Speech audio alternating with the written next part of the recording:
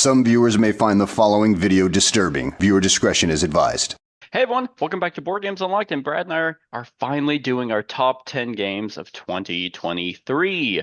Another year come and gone, and another year of fantastic games. Um, so yeah, this is the first of many 2023 lists. Keep an eye out for our top 5 expansions, top 5 disappointing games, and top 5 worst games of the year. But at least here we get to talk about some awesome, awesome games. Let's see. 2023 was a year. It was like, I don't know.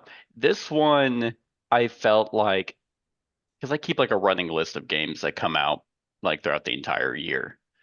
And this time it felt like there wasn't really anything until like the past couple months when a bunch of games started showing up.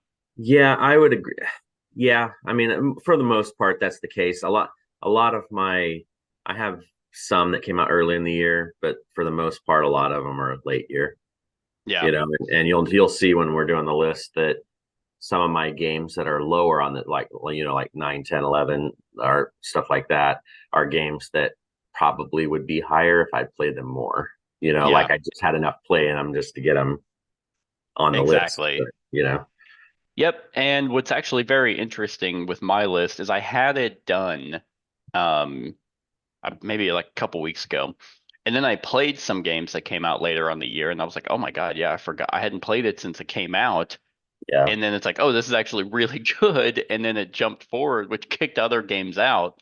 Yep. Yep. Me too. Um so there are a few, unfortunately, that I think like there are a couple games that might have made it on this list. I'm actually going to make a note to mention those because they might be on your list. But I'll mention those at the end once we're done. Um, okay, there's really only a two, but well, let's go ahead and get started. Are you Yeah, ready? I am. Cool. Well, my number 11, the honorable mention uh of the list, is actually a game that you and I had played last time that we gamed together, and it's one of those games that would have probably been higher on my list had we obviously played it way more and had it come out, or had I gotten a copy of it whenever. I mean, I think back in August, it was a potential game I could have gotten at Gen Con, but it didn't look interesting at all, and I didn't care. But then we played it, and I'm like, yeah, this game is pretty great. So my honorable mention is Sky Team. Okay, cool. I was like, let's hope it's the right game. Yeah. Yeah, Sky Team is a two-player co-op with very little communication, but everything that you're doing in the game is your way of communicating. Why the pilot and co-pilot can't talk to each other, uh, Yeah. no idea. But the intricacies of this game is actually very simple. I mean, you roll dice and you have to place dice in very specific spots, but both rolls can't do the same thing. So if you're the pilot, which is the blue dice, you can only place dice in certain sections. And then the co-pilot has the other side. But what's really cool about this game is the extra components. So the very beginning of the game, it's just like, hey, start here, and then open up the rest of the box whenever you have actually completed the introductory scenario, because you're trying to get your plane to land at a specific airport. But then the expansion adds, or not the expansion, the extra content adds a ton of modules like fuel and weather and wind and a bunch of different difficulties of airports you're trying to go to. So the amount of content that's actually in this box is very, very high. And this game isn't necessarily easy, obviously, because you can't talk to one another. Um, but yeah, it works. Normally, I don't like that fog of war element. I think is always just stupid. It's like, why can't I talk to my team? But here, I like whenever you place a die, and it's like, oh, shit, why did he place a 6 there? Is that all he has? We don't have any coffee to be able to mitigate our dice. We don't have any re-rolls to re-roll. Like that's the kind of uh indirect communication you're doing. So this one is great. It's specifically only for two, but I think that's also why this game is getting a lot of love, is that it is a fully cooperative two-player game, and it would be higher if I got to dive into it more. Yeah, this one was actually my honorable mention before I had another game add come to the list that I Mm, played of late because this was a blast. hmm It's one I'll probably never own because my wife doesn't like cooperative games. Yeah. But it was a blast playing it. I mean, it was. I had no. I mean, when you asked me that day, hey, well, you want to play Sky Team? I'm like, okay, because the theme didn't grab, and it was just didn't seem like. But then when we started playing, it was freaking awesome. Yeah. And I can only imagine with getting all those other modules in there and stuff, how much more Yeah, just the difficult. different So, scenarios. yeah, Yep. so So that's my it's a good number one. 11, Sky Team. Perfect. Well, my number 11 is a game that you showed me a couple of times of me going over there.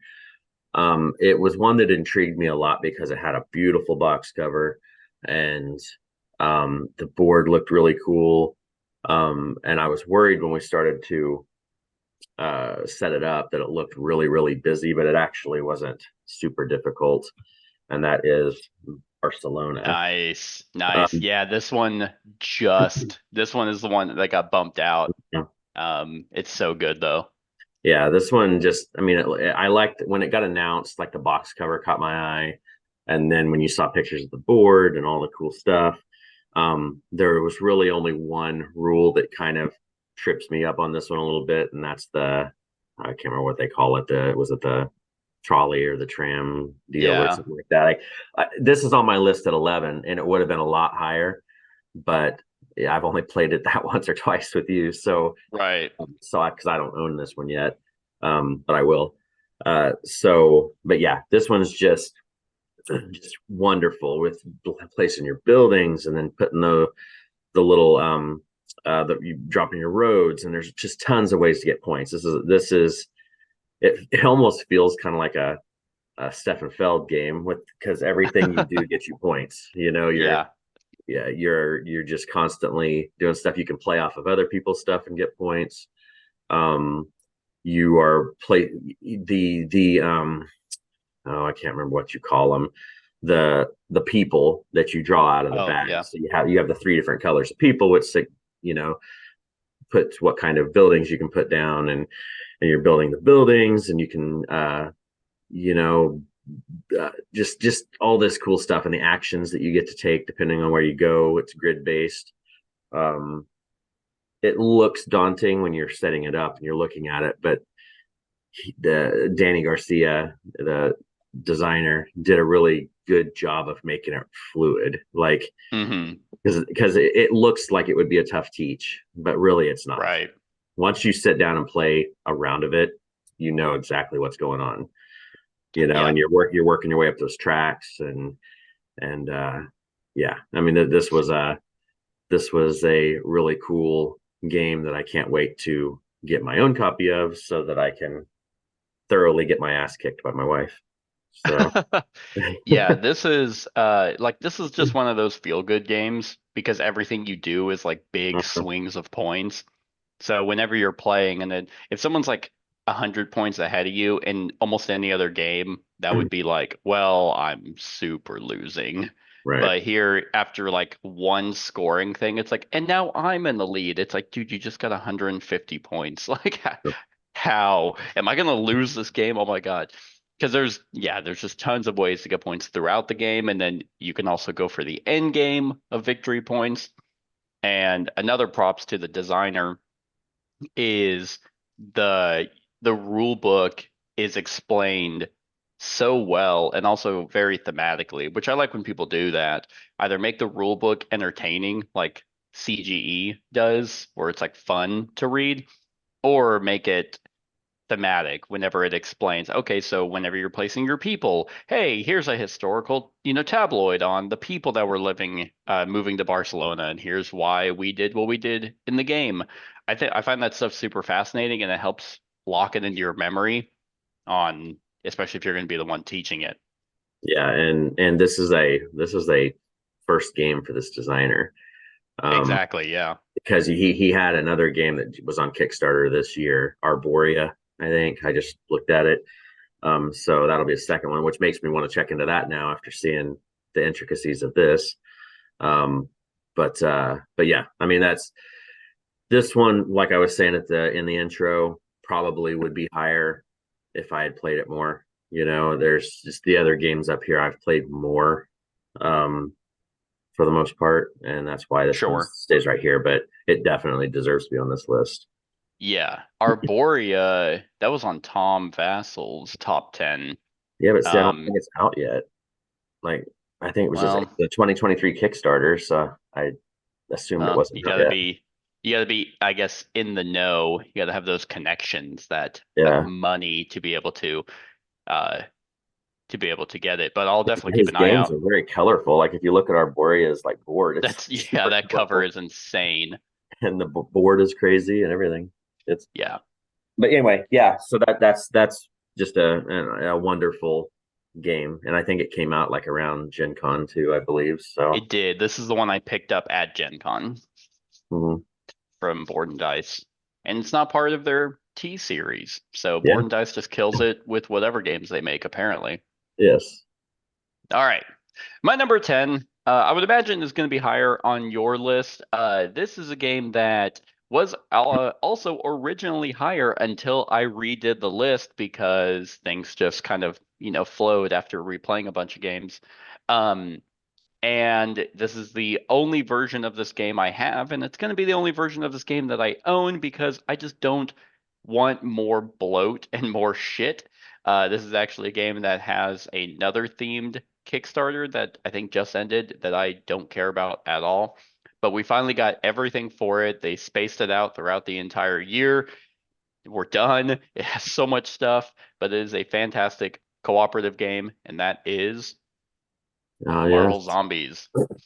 So Marvel Zombies, yeah, the reprint that they're doing is called Deceased, which, no, I mean, not a bad name, but it's this exact game with DC, which it's like, okay, if you have Zombie Superman, yeah. you lost. If you have Hero Superman, you lost. The reason It's I didn't just, do the DC one was because it's only about half of this game because you don't get to play the heroes both ways.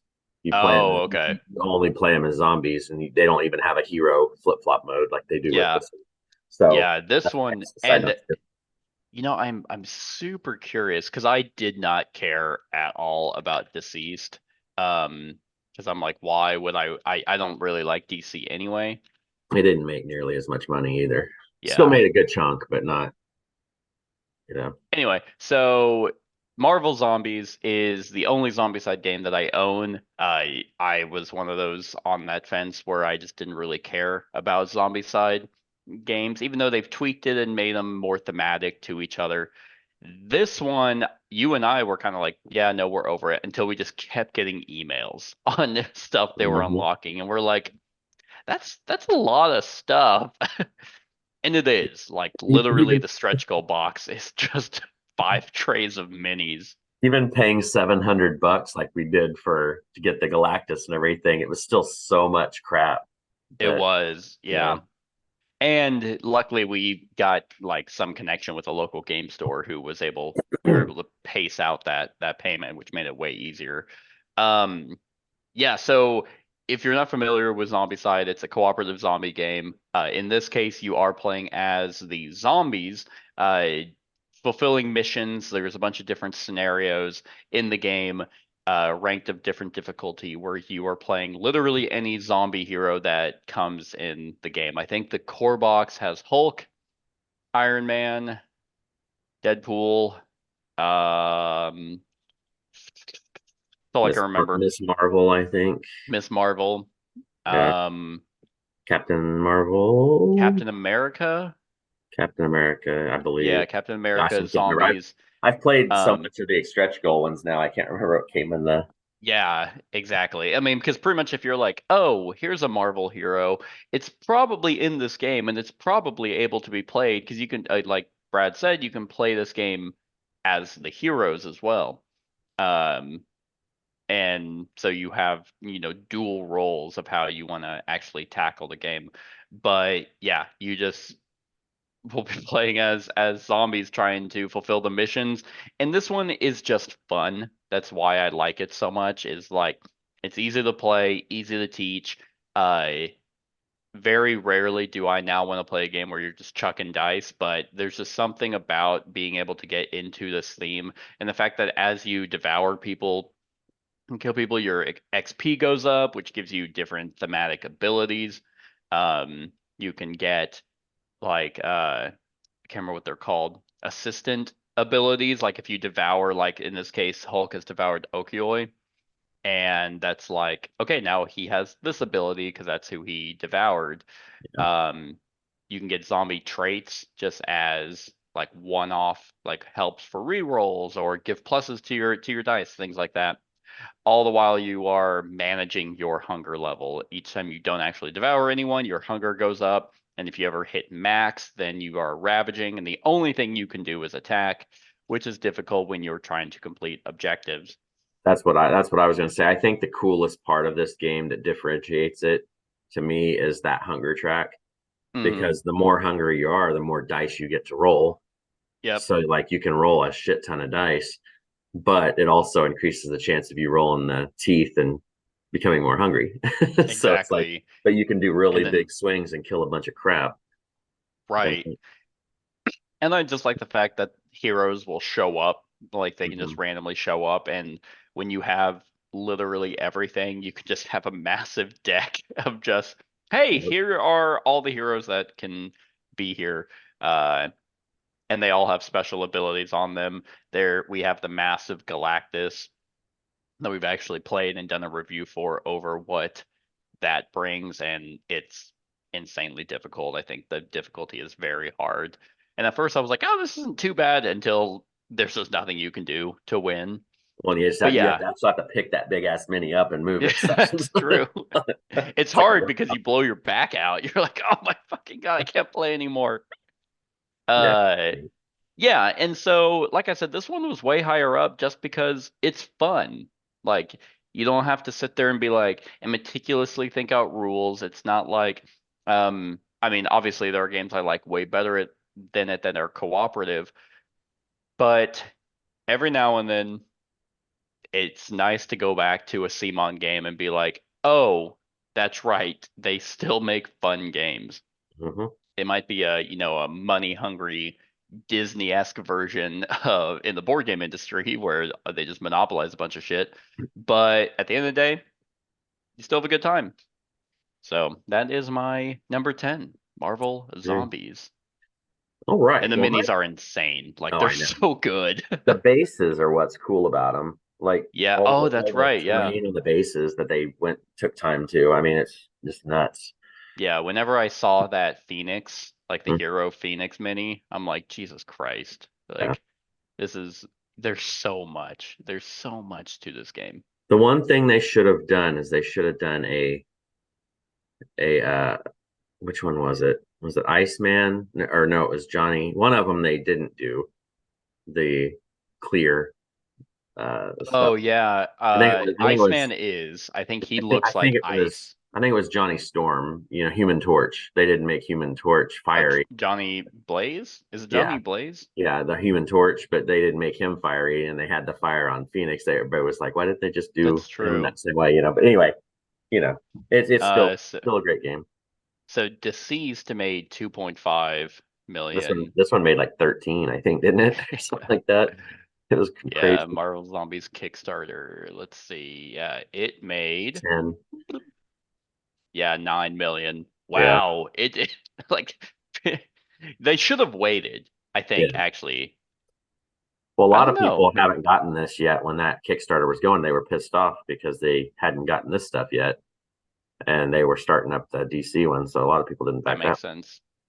So anyway, all right. So my number 10 is a game that made this list. It was one of the newest games on this list. We had both done the Kickstarter. I'm not sure if you actually got it played yet or not, but I played it with a couple of my friends, maybe like a week You have ago. friends? Yeah, I know. Sometimes. And it was one that a lot of people have been putting high up on their lists. I felt it deserved a spot on this list, whether it's needs to be higher or if this is the right place still remains to be seen. But that is the Fox Experiment. This is actually one of the 2 games I wrote down because I have not had a chance to play it yet. Yeah, and I can tell it's a great game, right? But it's one that I need to play a little more to get the whole feel for it. But it was definitely good enough to be on this list just with that play.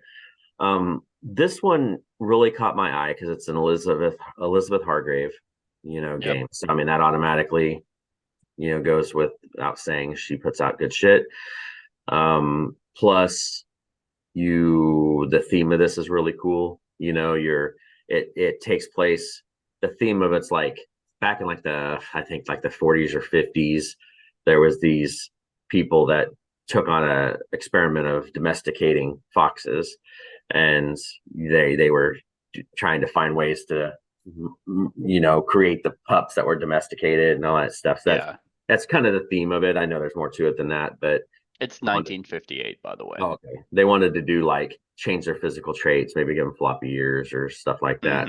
But what's cool about this is you're going through and you're breeding your domesticated foxes. So each round you actually pick the parents, and then because the parents all have certain like traits or abilities or whatever, and you'll gain those trait dice.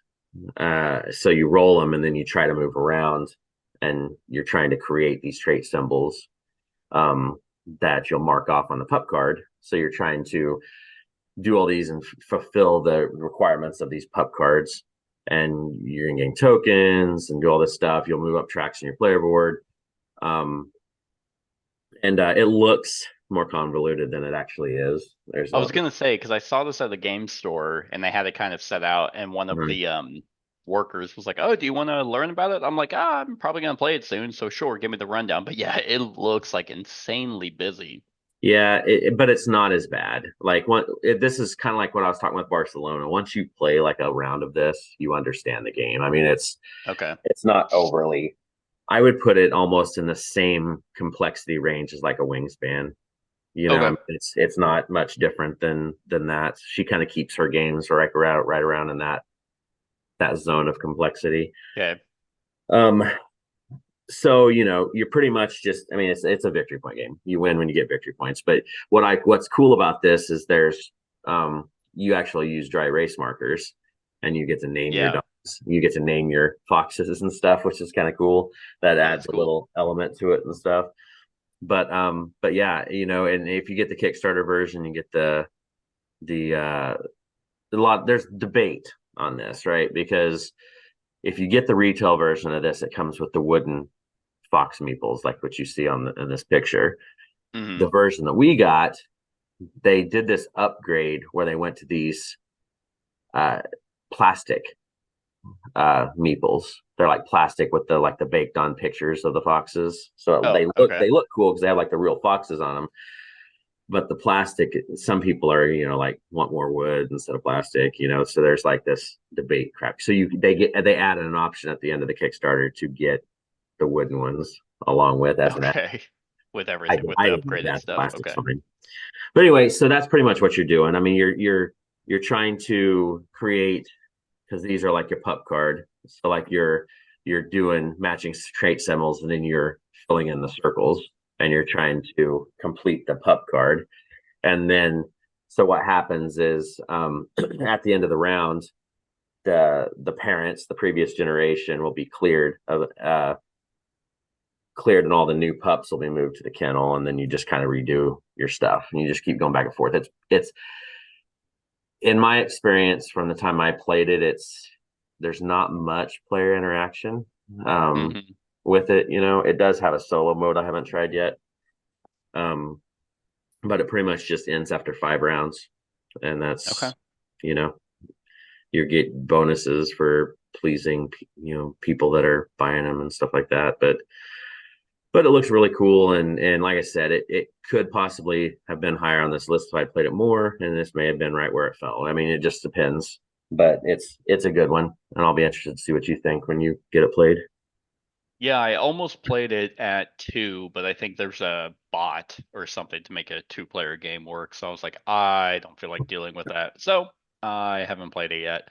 Um, what's interesting though is I remember looking at this on BGG, and I believe it had like a 6.8 like ranking, and I'm like, oh, that's actually kind of low. Normally, every game that comes out, as soon as it comes out, it's like an 8 or 9 out of 10 because it's Right. the perfect game. But what's fascinating is after all these 2023 lists have come out where most people had Fox Experiment on it, it's now sitting at a 7.2. So I'm wondering what caused that, you know, zero point 0.4 jump.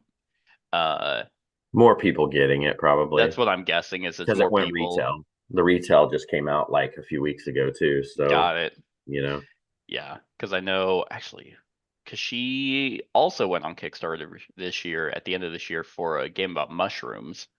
Um, yes. But then she had a game in 2020. Oh, okay. So this one's not doing too well. I was like, about butterflies called Mariposas. Yeah. That one has a 6.8 now too, but that's more justified because it's 3 years old. Anyway, yeah, I'm excited to give this a shot. My wife loves foxes, hence why I kind of backed it. On top of the fact that it's Elizabeth and she has wingspan, and I like Mariposas, so um, I think it'll be a good one. I think the dry erase element is a neat addition. You don't really see a whole lot of that on like cards. Right. Right. And being able to add whatever name you want to it, pretty much. Yeah, You just kind that's of. that's a small nice addition. Okay. Well, good deal. I'm glad one of us talked about it. That was one of my 2 games that if it wasn't mentioned by either one, I was going to bring it up. Oh, Okay. My number 9 is once again, funny enough, it feels like the games that were like at 7, like or like in the middle of the list all bumped way down. Because like 2 new games kind of shot in. Um but my number 9 is a wonderful, again, cooperative, narrative driven game that I got at Gen Con. I think I was able to like purchase it and then go pick it up at Gen Con. And they have another game in the same line that is equally as hilarious and fun. Some of the best writing that's done in board games, some of the best humor. Um, and this theme works way better for me because I'm not as into pirates as I am this theme. So my number 9 is Freelancers, a Crossroads game. And I'm just hoping that at this point, this is the route that they're going with the Crossroads system. I would love for them to actually kind of redo Dead of Winter with this same app driven system because this game is basically D&D. If you've played their other game, which was about pirates, Forgotten Waters, that game is excellent. I also played that this year at some point. I don't remember when, and I was reminded of how hilarious and fun it is. This follows those exact same beats, just with a little bit more game content to it. You have all the Crossroads elements and stuff in the app, and I say app, it's actually a website, but you have companions that you can have just interactions with. One of the best things about this game, I think, other games should also try and do it, is when you're creating your character, you pick a race and you pick um a job, and you have 2 sheets, and then you put them together, and that kind of creates your character. So like in this case, there's the Hound Paladin, Mauser, Disgraced Noble. I played a troll divorcee in my last game because apparently divorcee is a job, but they kept the Mad Lib style that Forgotten Waters has. where you answer questions and then that comes into your backstory and like your ending, which is just so funny. I think that's one of the best character creation things that some games have. But everyone has roles like they did in Forgotten Waters that just to help manage the game. Everyone can only be like, okay, it's my job to manage the map, and it's my job to manage the influence. And I think that that is done really well. Whenever you're playing the game and you actually go to a location, you have a standee that you go to a spot, and that's what your encounter is gonna be. It is funny enough a lot of listening. You don't really open the book all that much, um, except for like really high point sections. But the I've done the first encounter multiple times now, and there's not many. I think there's five in the actual game, or there's going to be five. But each time I've done the same encounter, I've had just different circumstances. Even though you're following the same map, you just get different scenarios. Uh, and they also do the D&D element where you roll checks, and if you fail, then you have this encounter. If you succeed, you have that encounter. Um, this game definitely wouldn't be as high if the writing and the storytelling wasn't as fantastic as it is. Like they Plaid Hat just kind of kills it with their audio narration because another game that they did, Familiar Tales, has fantastic audio. Like, because normally you would be like, oh, is it on Foreteller? Because Foreteller is great too, and it's not. It's their own team or whatever they're doing to get people to voice act. Uh, they're killing it. So this one's just a joy to play. If you want kind of a D&D-esque style game that is not in the realm of some massive like, hey, this is basically D&D without the DM. It's not that, but you're going to get the vibe uh from the atmosphere that this game brings. So that's my number 9, Freelancers, a Crossroads game. So I've been intrigued by this every now and again, but it always turns me off.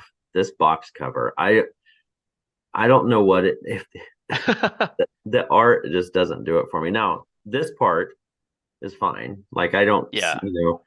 that looks okay, but there's something with the coloration Does and the cut? Yeah, weird the cover goopy does look shit on like it's the not finished. right, the goopy shit on the horns of that one guy or something. It just That is so odd. yeah. Yeah, I've I mean, never actually I like. don't understand what the deal is with it, but that cover just kills it for me. Like, I don't know. Um, But this I looks mean, cool. he is a Yeah. troll. I think this cover is actually supposed to be the first scenario. Um, but yeah, it is weird because the artwork in the book, like the location, is not that kind of Yeah, artwork. that's what it doesn't look like it. That's why I was saying. Like this picture looks really cool. Like this Hmm. isn't, but that cover, I don't know if it's just because it's everything's got that red tone to it. Yeah, It's kind of like yeah. got this reddish pinkish tone and everything, and it's just like I don't know. This would not make it on my top 10 board game art. But yeah, kind of like it does look like that it's the first draft of like a sketch. And Right. then they're like, "Oh, well, like hey, oh, Sam." I'm like Samamali, is that his name? Stemmamelli. Yes, Sam Mameli. It's like, "Hey, Sam, you like you colored in the board game cover, right? Before we shipped it out." Oh shit. No, I thought that's what you wanted. Sam, and he turns to Allison. He's like, Allison, you did? She's like, no, I was the, the book artist. Yeah. Like, oh God. Maybe people will like it. Maybe it'll be a minimalist kind of design. I mean, Um, I like the sounds of it, and a lot of people seem to like it. So, I mean, with just this picture alone, seeing the actual game, it looks like it would be fun. I just oh that yeah, is what is the mess for me. yeah. Because I mean, 2023 was like a shift in like my overall like board game, whatever you call it, taste. I quit going for the heaviest of heavy games because I just quit caring to Hmm. try and make those games work. Found kind of like my ceiling of what I actually feel like playing. And then now it's like, I just want to play games that are fun, which to me, this kind of game is a different type of fun than a Vita Lasarda game. Like, I wouldn't necessarily say I have fun playing those games, but I have fun playing these. But I'm not miserable. So it's like there needs to be another word. I should look up synonyms of fun to be like, yeah, this gives me a different sense of like I want to actually go out and play this, whereas I'd have to kind of talk myself into playing those other games. And yeah, like very, very few board games actually can get me to laugh out loud, and this and Forgotten Waters definitely does it. So if you love Forgotten Waters and you also love fantasy, this is a slam dunk for you. If you didn't like Forgotten Waters because of the pirates, then definitely check this out because it is fantasy. So yeah, I'm also a huge fan of these spiral bound books that Plaid Hat does. Like this is one of the best ways to go about like scenario booklets, I think. Sounds good. So yeah, that's my number 9. All right. So my number 9 is another game that is a very recent play of mine. And I don't think you had played it either. So this might be the other one that you wrote down. That would be so funny. It might be. Because this one is getting really good reviews. It's from a designer and a design company that has started off really hot and has been kind of hit and miss the last several releases. But this one's theme is completely out there. Like the theme alone made me not pre-order it. But then I've picked it up since. And it's from Stonemaier Games. And that is No. Apiary. Not the other game I had written down. This one, when they first announced this, I was like, this sounds really dumb. You know, like bees have taken over. They're, the humans wiped out. The bees have taken over. They're colonizing space and all this stuff. Ultimately, I'm sorry. Anyway, you had the bees. yeah. Ultimately, though, I mean, I don't want to say it's themeless. It's not themeless, but the theme doesn't mean a whole lot to this game. Like you could put other stuff on here, but it's unique enough that I think that's why they went with it. But what's cool about this is historically I've really liked worker placement games, and one of the drawbacks on worker placement games is when you place a worker in a spot, generally in most games, it's locked and you can't go there. The workers that you're placing, let me see what picture we got here. So these right here, these are your bees. These are your workers. But they're actually 4-sided dice, right? So each side is numbered 1 to 4. When you place out that worker, it has a certain number value, right? And certain locations require certain strengths of bee to do stuff. But if you and I were playing and I placed it in the spot you really wanted, you could go there. And what would happen is you'd place your deal where mine would tick up a number and then go back into my area to be able to be placed again. So you get that action, but in order to do that, you're strengthening that bee for the person you kicked out, and then they get to place it again, but it could be in a more powerful place. There are some zones that you have to have. The only way you can go there is if you have a 4-powered bee. So you're trying to get your bee powered up to be able to go to those spots to do stuff. Is that the only way you can increase your bee? There are other ways, I believe. There's different card things. There's different locations. You're building up your hive. You have a queen bee that's moving around, and this picture doesn't really show. But one of the cool things about this game, and the reason that it's not higher on this list, because it's astounding. Jamie Stegmaier, when he makes these kind of games, like when you get this, there are 20 faction boards when you get this game. Okay. And they're all different. So it's like They're all in balance right. until he Well, does in the Rata pack so later. so far there hasn't been any complaints about unbalanced stuff that No, I've I'm heard. sure So he learned his lesson. He's right. he's really good about doing that. But it's the replayability of this is just nuts because I played this 2-player, but we only use 2 of the 20, and it's like Right. there's so many different options you can do, and I think I was looking to see what BGG said for it says best at 3 and 4, which I can see Mm-hmm. that. But it's just one of those games that the theme kind of pushed me off of it, but then when I started playing it, having those worker placement aspects and being able to go wherever you want, but at the risk of making that person get another extra action and possibly more powerful action. Mm-hmm. And Well, here's the other thing about Stonemaier is like some of the other games we've already talked about we mentioned, Kickstarter and expansions and a bunch of content. And at least with freelancers as well, but with this one also, it's like, you like what we're saying? We'll go out and buy it. There's no Kickstarter for this. There's no like extra shit you have to try and track down if you have to have everything. well, and that's the thing. It's like I don't believe is Scythe the only game they went to Kickstarter with?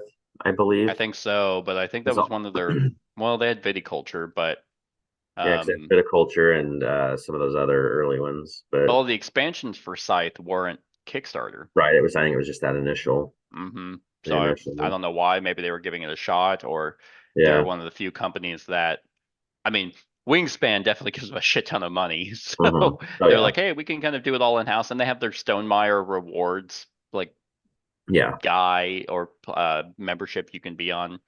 Um, so is it a Tableau builder as well? Well, Like, are you yeah, building your you're building Hive, you're Tableau building a okay? little bit. You get to develop technologies as you go. You're going out and exploring planets. It's very strange with the bees. That's kind of the Right. weird thing. And this is the queen bee. It's like a Okay. mini that's on a stand. Um, and it's just unique. Yeah.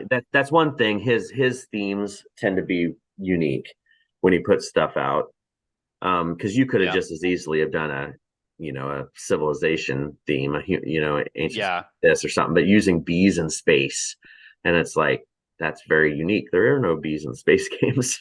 That's Yeah. true. I mean, it would be interesting. I would love to know because obviously there's this massive outcry for like bees because they're a you know Hmm. massive fundamental thing in our ecosystem.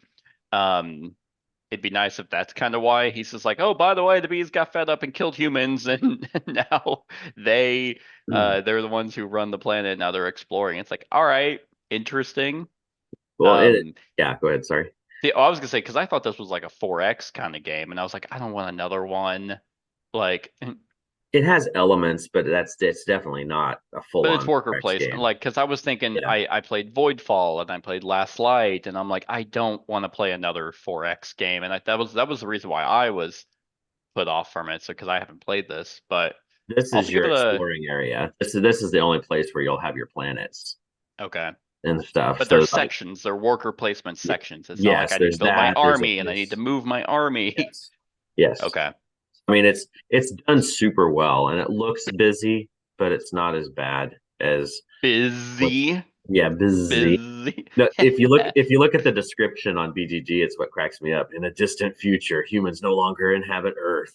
The cause of their disappearance is unknown, but their absence left a void ready to be filled by another sentient species. So Fascinating. it's a cool one Okay. that you definitely need to try. I think you dig it. Oh, For interesting. It sure. also on BGG has an alternate name. I haven't seen that yet. Vicelin. Huh. Anyway, who's the Interesting. designer? Connie Designer is Vogelman. First yeah. time designer. Yeah, but I mean it's crazy. And Kwanchai Moria is the artist, and he does a lot of big art stuff.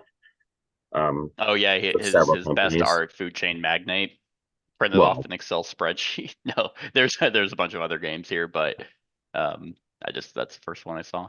Well, yeah, cool. I'll have to give it a shot because I didn't really know what kind of game it was, but I was like, I don't care. yeah, it's definitely worth a shot just for the uniqueness, you know. Okay. All right. Well, by number 8, this is one I actually haven't seen many people talk about, and I'm kind of surprised because the publishing team of this, I don't think they've had a miss from me anyway. I love all the games that I've played of theirs that I have that I've tried, and this was a theme that it was normally not something that I gravitate towards, but my wife is kind of big into it. And weirdly enough, there's 2 games with the same type of theme, which is not a lot, but in the same year, it is maybe it's going to be a growing theme, which is cool. Uh, and my number 8 is Septima. So Septima is for Mind Clash, which is obviously Anachrony and Perseverance and Tricarion. Uh, and I think that's it that I can think of right now.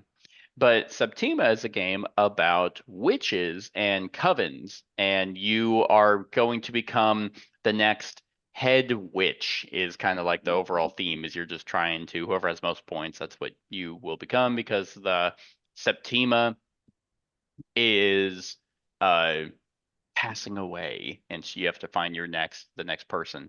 Um Funny enough, this is actually one of their lighter games, but done extremely well. Like the production of this game is fantastic. But what you are is you have your board that you only have one meeple on it that actually represents you as like the person going out, and you're trying to heal people, whether through like okay, like they have a rash or a broken ankle or whatever it might be in the center of town, but you'll be moving around trying to gather ingredients, all while trying to avoid these witch hunters that they can go ahead and go, and if they ever catch onto you or catch up to you, they can arrest one of your witches that are in your covens. And on the board, you have spots for up to 4 people in your coven, and those people in your coven have unique abilities. So you want more witches, one, because there's ways for you to get victory points, but two, now you have a wider selection of special powers, but they can be arrested and they can go to trial. Uh, One thing about this game is there's tons of different ways to actually score points, like all Mind Clash games does, whether that be by healing people who blindness. You can go up on the track that it's showing the orange, blue, and green track. You're gathering ingredients to give you potions that you can use to treat them, or potions that can like help you fly, or put a witch hunter to sleep so he's not going to activate that round. Um, I just thought that everything blended very well together, and being a Mind Clash game, it wasn't like this overly daunting game that this is kind of like what I was saying about Vita Lasarda games. It's like this Mind Clash and Garfield games are the games that I'm kind of like that's those are the ones I want to play. They're the ones Mhm. I have the most enjoyment out of. I don't really want to exceed that. In this one, I'd say it's pretty medium weight. The theme comes out very well in this. Um, and whenever you're choosing actions, it's one of those where everyone has the same um, uh, hand of action cards. But what's cool is it has a little bit of negotiation in the sense that if you play a card that someone else played, both of you will get a bonus to that card. So, for example, it's like, okay, you play your movement card, and normally you can move 2, but if you and I play a movement card and you can openly talk about it, it's like, hey, Brad, you want to play a movement card? Oh, yeah, I can move. The bonus is actually you are able to now move anywhere on the board. So they're enhanced or sometimes replaced better abilities, but the more people that you match with, the more you're using your witchiness is being exposed, so now you're going to be hunted that much more. So I really like that small little twist. Instead of being like, okay, play these cards, play these cards, play these cards, pull them all back. There's a lot of like, what's everyone gonna do today? Like, and it's like, I'm gonna make some potions. Okay, do I want to make potions? Can I make potions? Nice little twist on it. So yeah, Mind Clash always knocks it out of the park with their theming, with Tricarion and Perseverance and Anachrony, and this one's no different. I have no idea who the designer is. Septima, boom. Robin Hegedus? Oh, they actually have Sounds like more. a witch name. Yeah, well, it's yeah. Let's see. Well, he made a game called Cellris, no idea, and another game called Ostalatalactocoso. I think it's Russian. It is definitely Russian. No, it's a nostalgic and black humorous card game from the socialist era of Hungary. All right. Anyway, so he designed Septima, which seems to be kind of out of his wheelhouse. So yeah, if you like Mind Clash games, highly recommend Septima. I feel like a lot of people maybe aren't talking about this because the theme is kind of like what we were just saying with Apiary. It's like this is obviously a lot more common than bees in space, but like I feel like the new age witchy coven kind of vibe is definitely going to be a lot more prevalent than it has been in years past. Right. So we'll see, but I really enjoy this one, and that is why it's my number 8. I still have yet to play a Mind Clash game. Oh my God, am I the only one you know that has those games? Yeah. Oh, well, then I'm failing you. I'm failing you. Because every time you come up, it's not as frequent anymore, so we're trying to do a bunch of other stuff. Yep. So, yeah. Well, trust me when I say they're good. Maybe a good choice. I don't know. We'll see. Yeah, my number 8 is a game that it was a crowdfunding project. I did not back it initially, and then I saw a review on it, and I like card games. I like to be able to I just like card play, solo aspect, stuff like that. This one kind of sounded cool because it was a card version of another game, competitive game, but with this theme, and it's Skytear Horde. Skytear. I really want to try this one. Yeah, Skytear is more of like a competitive game, but then they came out with this card game version, Horde, that pretty much there's certain decks that come with the box. If you have the Kickstarter version, you have a bunch of extra stuff with it, and then there was they did another project a few months back that was a reprint of this and another expansion. The expansion sounds like it's going to really push this up. But it is pretty much it's a tower defense, like a castle defense, like it says at the deal. But there's different lanes you're watching for. So yeah, so the top part of that board is the bad guys that are coming down the pike, and you are playing cards, which could be spells, could be warriors, different odds and ends. You win if you destroy the portal that the monsters are all coming out of, and the main boss guy. That's kind of what you're shooting to do while protecting your castle. There's also little minion guys that are attacking your deck. So you lose if your castle is destroyed or if your deck runs out of cards. So like you're trying to handle all these different things that are happening to you. The little guys are hitting your deck, which is making your game going to end faster unless you take care of those. You got to protect the castle. You're spending cards out of your hand and your deck to put out there to kill things. So it's like you're on a timer from the get-go. The games do not last very long. Okay. Um, Is that because you lose super quick it's or? not an easy game by any means. Okay. So yes, you will lose or you'll win. It one thing or the other happens. The art is really neat on the cards. Um, it's it's just really cool, and the expansion, I can't remember 100% what the expansion's adding, but it's adding elements that got a lot more people excited for this game.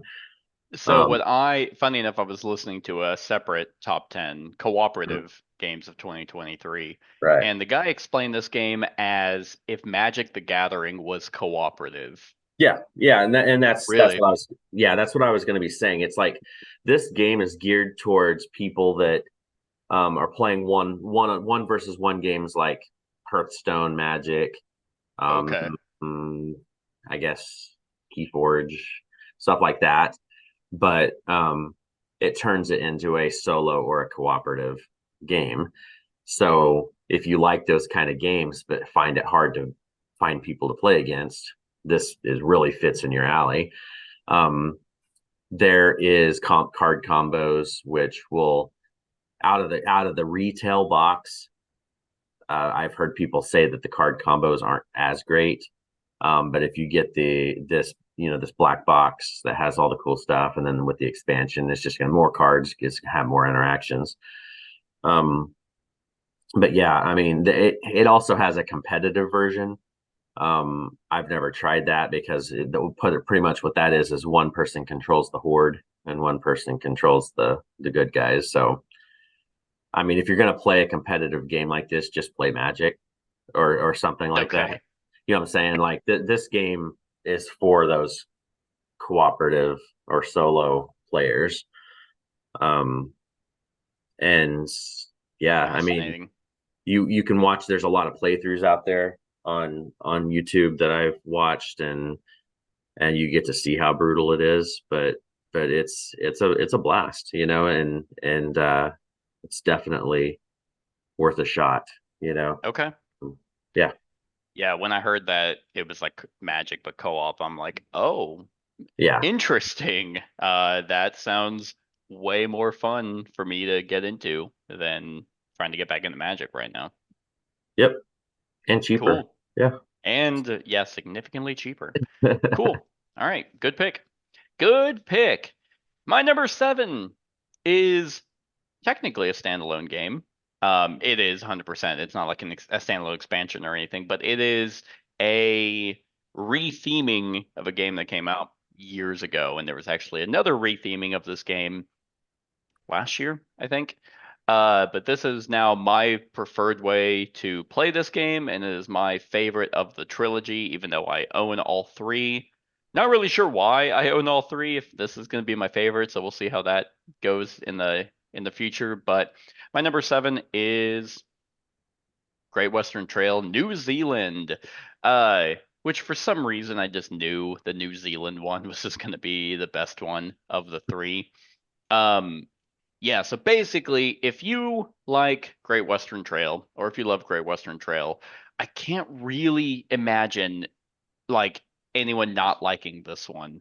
Um, because it retains a lot of like what makes Great Western Trail so great, but adds in a lot more. And the reason why I like this one more than Argentina is because Argentina obviously had some, tweaks to it, but ultimately felt like the same game.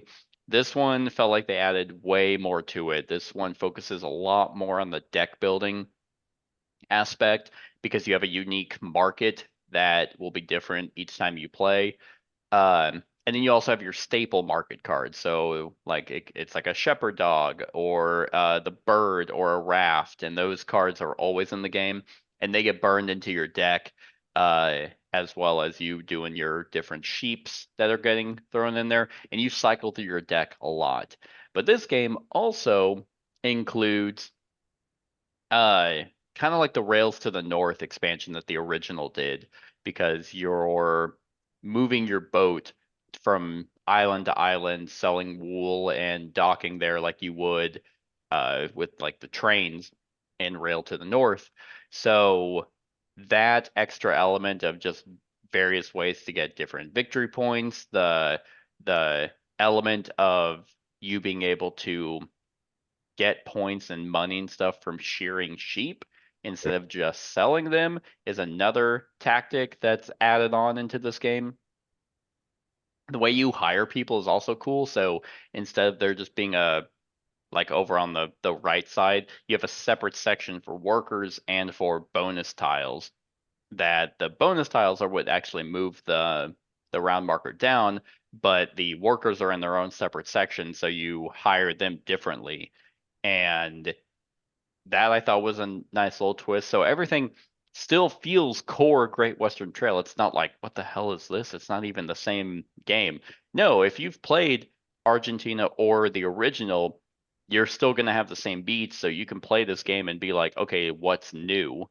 And then just learn that and start playing. But I just like everything that this game added. Like, and I mean, like I said, I like all Great Western Trails. This one,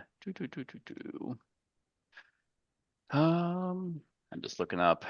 So Argentina, I gave it a 10. Like, so, and this one got a 10, and the original gets a 10 because they all get 10s, but like, it's that much better.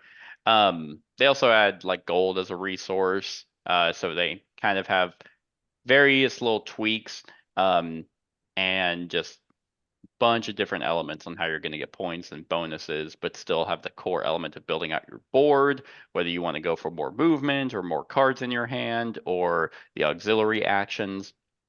Those are all still there. And the movement of your worker or of your shepherd around the trail, placing buildings down, it's all still there, but just everything that they added to this game was an improvement in my opinion.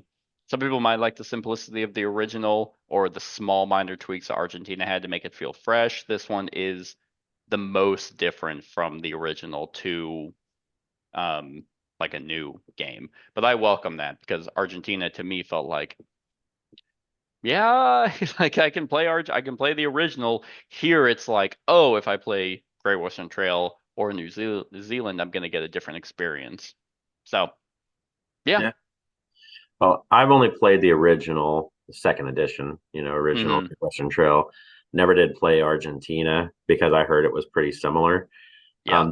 I haven't played this one either, but this one intrigues me because of like the deck building stuff and all that, everything. That would push me more towards wanting to try this one for sure. Yeah. In my opinion, I think you would like this one more than Argentina, but Argentina is still great. It's just like the original is just kind of better. Here, I think this is better than the original. Yes. So yeah, and the solo mode is, I mean, it's insanely good. I need to definitely try it. Yeah. So that's my number 7, Great Western Trail, New Zealand. Awesome. Well, my number 7 is a game that I thought would be higher on this list, actually. There's just 6 more games that beat it out, even though this is a solo only game, and I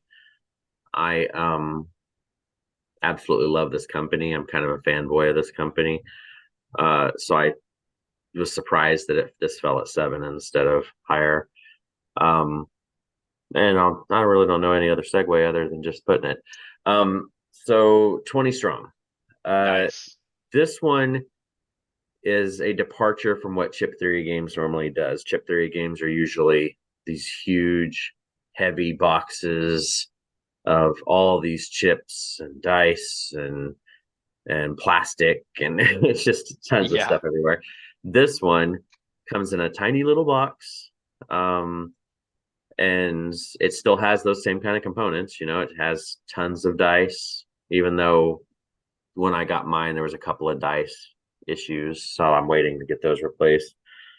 Because what they did, and I don't know if you had that issue with yours, but like I had a couple of the dice, like because they put glitter inside of it, and like the glitter was sticking out, like like when it was settled and stuff. So it was just like it was just weird. But No. other than that, the dice look neat, and it has one chip in it, that keeps track of stuff.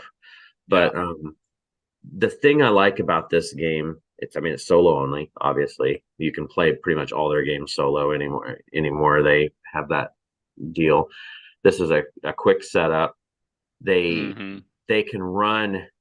I think what's cool about this is they can run all these different themes into a deck. Like the original 20 strong box. If you just did that one, it was the Solar Sentinels, which is a completely unique theme for chip theory. But then they threw in the Too Many Bones modular box, and they threw in the Hoplomachus Victorum box and stuff like that. And it changes it because at the base, this is a push your luck game. You're trying to work through a deck to get through all the deck, and then ultimately beat a boss at the end.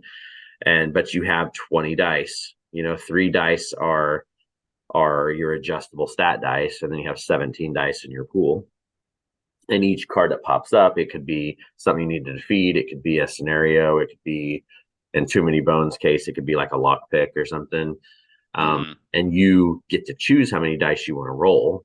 But you got to watch yourself, because you pretty much, you have a recovery number.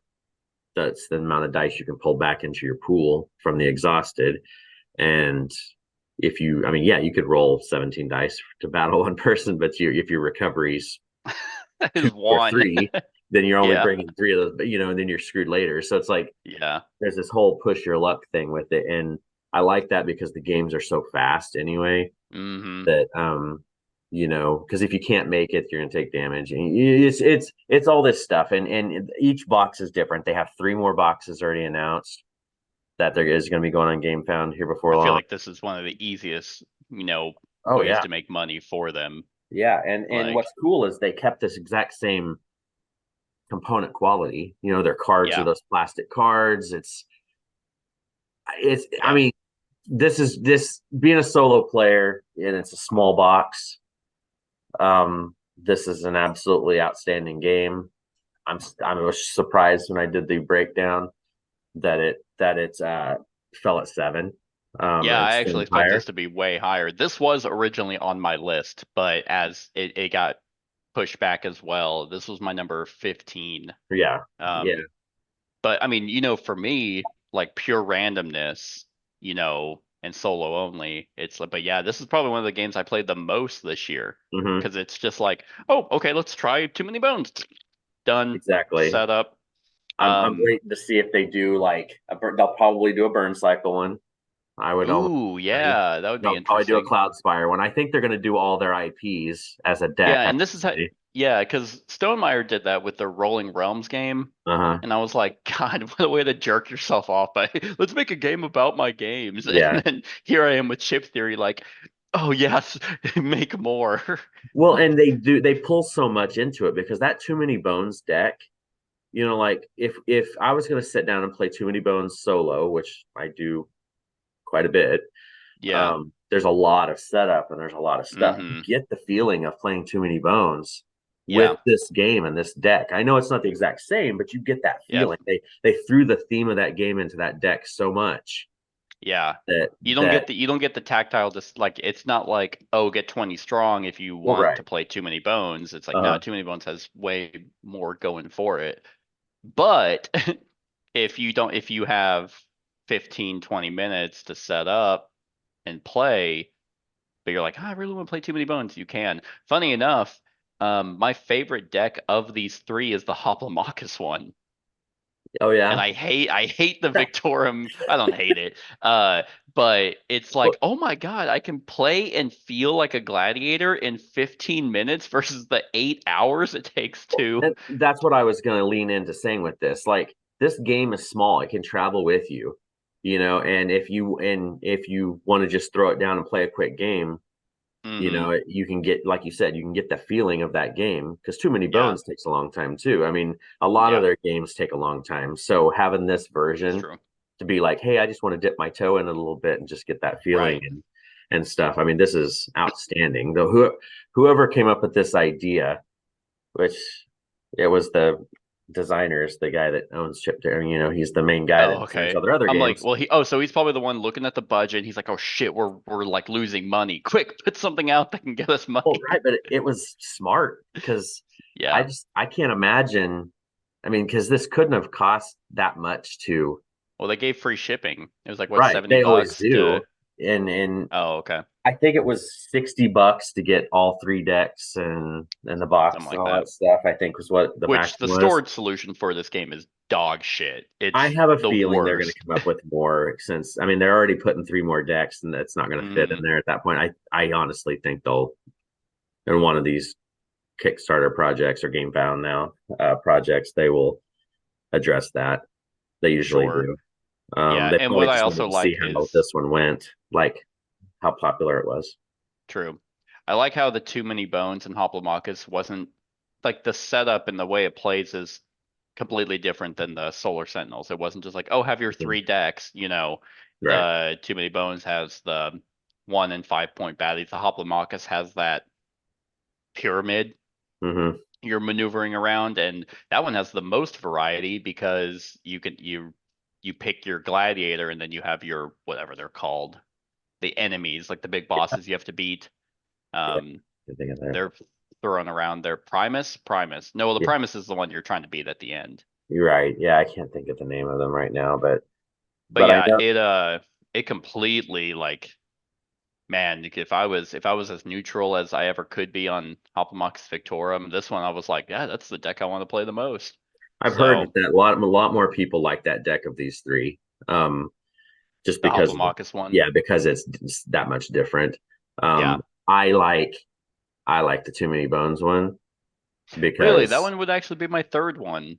really, I mean, Yeah, but I'm a you're like, but I'm better than you. I'm a huge I thought huge the Too Many debate. Bones one was like way more difficult. It Well, it like ramped up. I yeah, felt more than the other ones. It I'm was not it was saying I'm rough. successful. I'm not. Oh, but I just love Too Many Bones. So that's like fair. being able to play it in that quick of a time was Did you ever was show the picture I did not. for the? I Oh, got hey, into there you talking go. it too much. Yeah, Solar Sentinels is what they're showing right here. But Yeah, art's fantastic too. it I is, really and like the. I'm just I mean, Chip Theory Games is my company. Like if we were doing Yeah, a because every one of their games, like when we do our top 100, you're going to see. I mean, like last year's top 100, like all their games are, you know. right. But Yeah, the only problem I had was the glitter in the dice because some of hmm them settled and some. And I know that I know dice is some a people were big saying that the issue. trait dice were difficult to read. I didn't have that problem, Oh but no, reading wise, I don't have the issue. It's just the yeah, quality, the component quality of it. And then people were sure. complaining about the smell.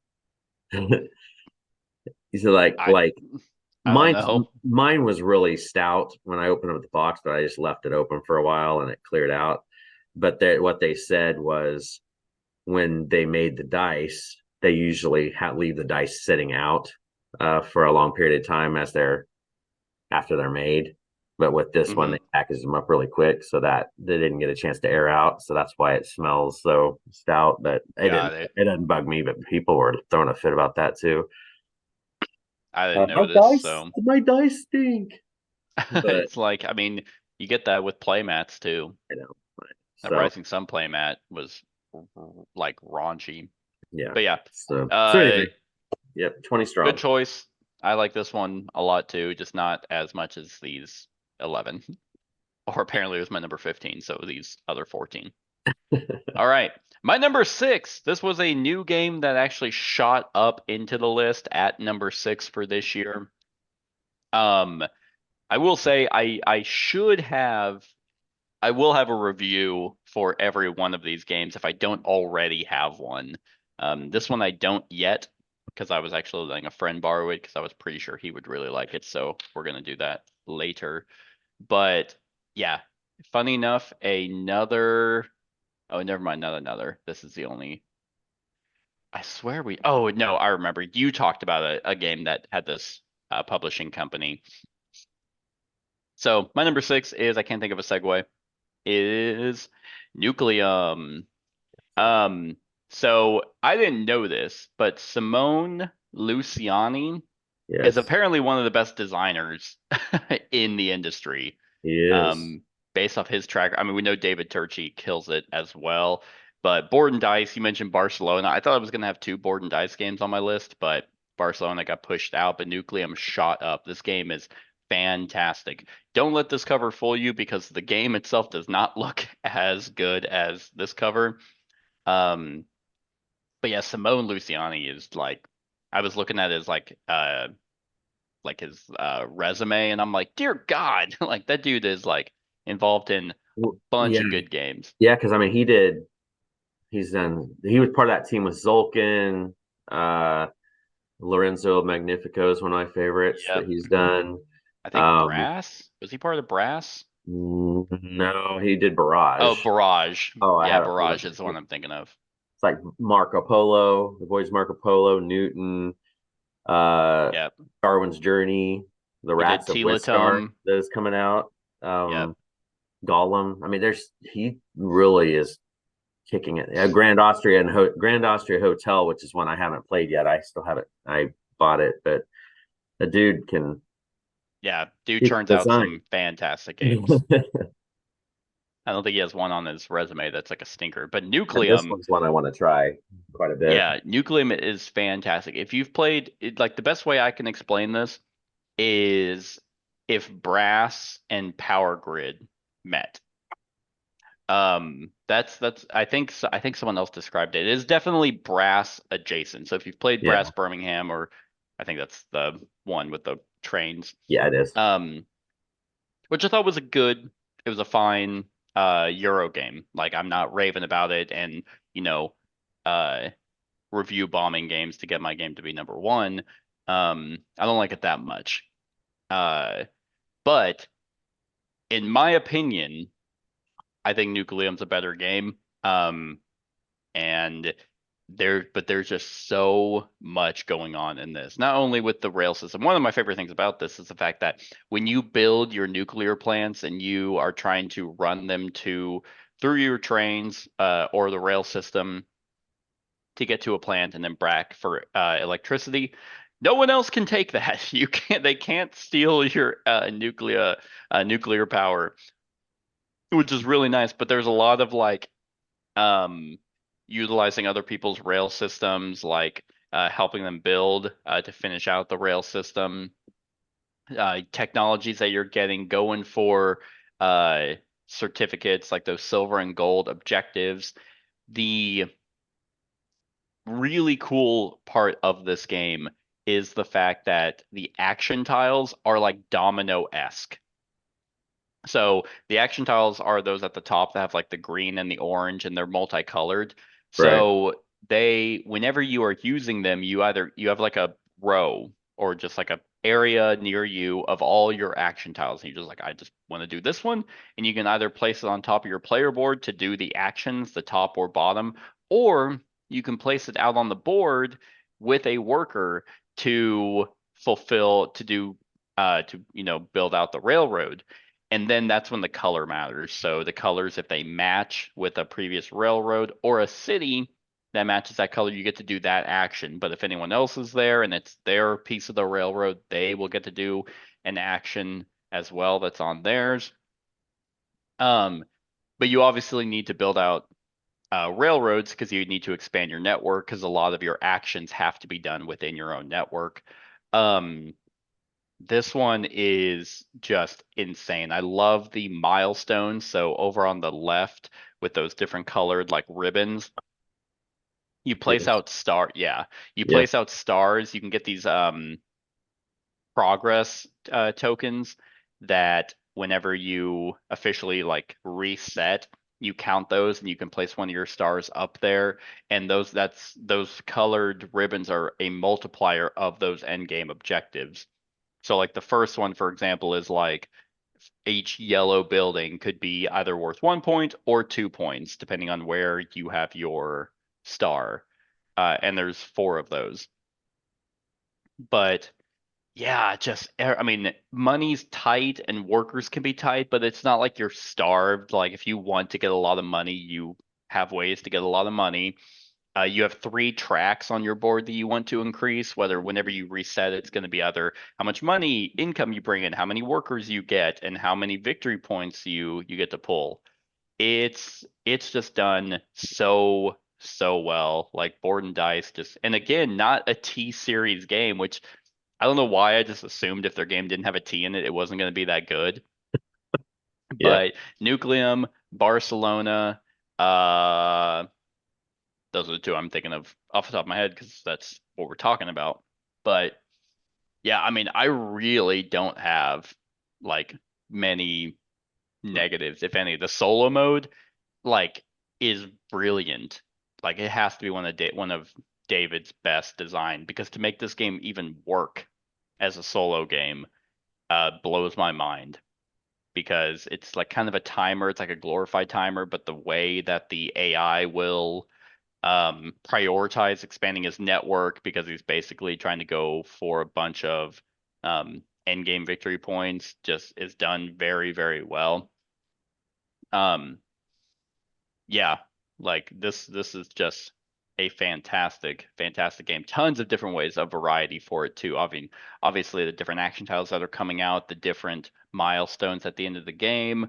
You have your own personal technology track of three levels of technology that you can try and get. Some are immediate bonuses, some are passive abilities that as you get to your level 3 are just broken, but everyone has that. So I mean, if you like brass, I think that this is also going to be a slam dunk for anyone who wants to give this a shot. Me personally, like I think I gave brass a 7 out of 10. This one was a 9, so I really think this one is super good. Um, Yeah. And I mean, for some reason, it's also kind of an easy teach. Or I guess it's not necessarily an easy teach. I think I watched, I read the rules, watched how to play, and watched a playthrough. So whenever I taught it, it was easy to teach. But I did a lot of work. It's probably up there with their more complex. Like there's just some certain things that like you need to get down. Um, Otherwise the game's gonna be super confusing to you. But yeah, this one is fantastic at all player accounts too. So Yeah, I went to try to see if it was and the pre-orders all sold out, so I'll I won't be getting it for a little while. I mean, But I actually got this at a game store, local game store up here. Um, and for some reason it was 10% off. I don't know why. I think it was maybe like dinged in the corner, and I'm just like, okay. And the yeah, box was heavy. Like I was like, geez, what is in this? Yeah, it's a lot of stuff. But well, and I think the reason it sounds good is because that comparison that you said, Power Grid and Brass. You know, my wife and I have played. She loves Power Grid, mhm. and then she likes Brass too. So that would be a good way to get this one down. Yeah, I say power grid because of the electricity Right. and the pulling electricity to your places. There's not resources really to manage, but it's like probably like 85% brass Yeah. and 15% power grid. There's another game someone compared it to. It was brass in another game, but I can't think of it. Yeah. But no, Um, it looks awesome. So yeah. I'll get it. I'll get it when I can ever I can find it. If you get it and play it, then definitely let me know. Yep. So We'll that's do. my number 6, Nucleum. All right. My number 6 is our first crossover. Oh my God. I was wondering if we were gonna have any. Um, Probably will higher up on this list, I'm assuming, but yeah. I'm gonna guess man, would it be? No, Marvel Zombies? yep. Okay. I was like, Marvel is Sky Zombies. Team that high up there? Well, no, remember that was the one that bumped out. Just Oh, that's it right. was my That's right. 12.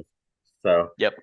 no, this one for everything you said. I mean, we both hauled around about this one, but then after a certain point of getting, because we were getting bombarded, like you said, with emails, like every It day was there'd keeping be me like, oh, awake at night. this stretch goal, this stretch goal, Right. this stretch goal, all got met, and it's like, my God. But no, that game store being able to do what they offered Yeah. saved it. I mean, because it would have hurt a lot more spending $700 like in one shot instead of doing it. Yeah. Here's 150 here. Here's stuff Yeah. like that. It Pretty kind of much if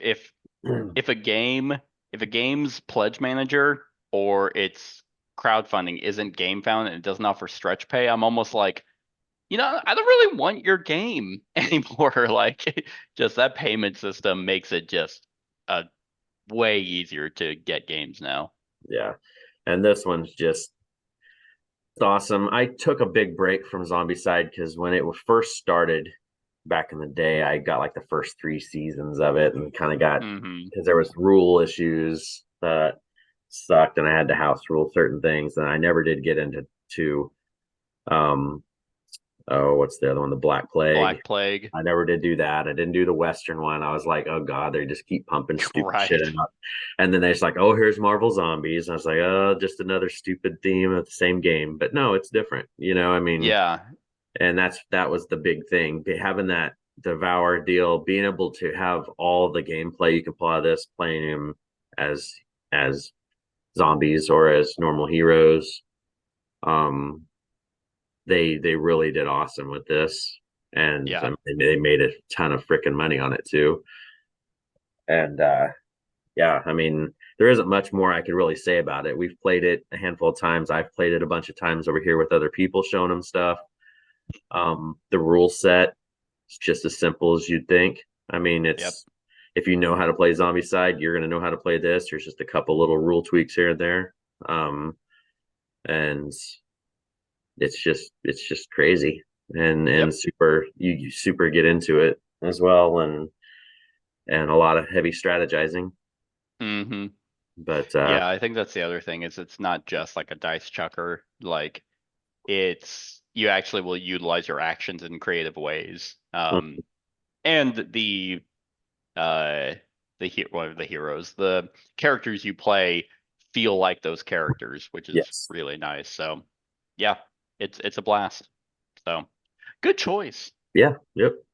I like it just a little more than you. Yeah, apparently. Okay, my number five actually shot way up. It was originally on the top 10. I say way up. I think it was like sitting around 8 or 9. But then I replayed it, and this was one of those games that I played when it came out, recorded and did the stuff, and then hadn't touched it. And I was like, oh, I think I'll teach someone this game.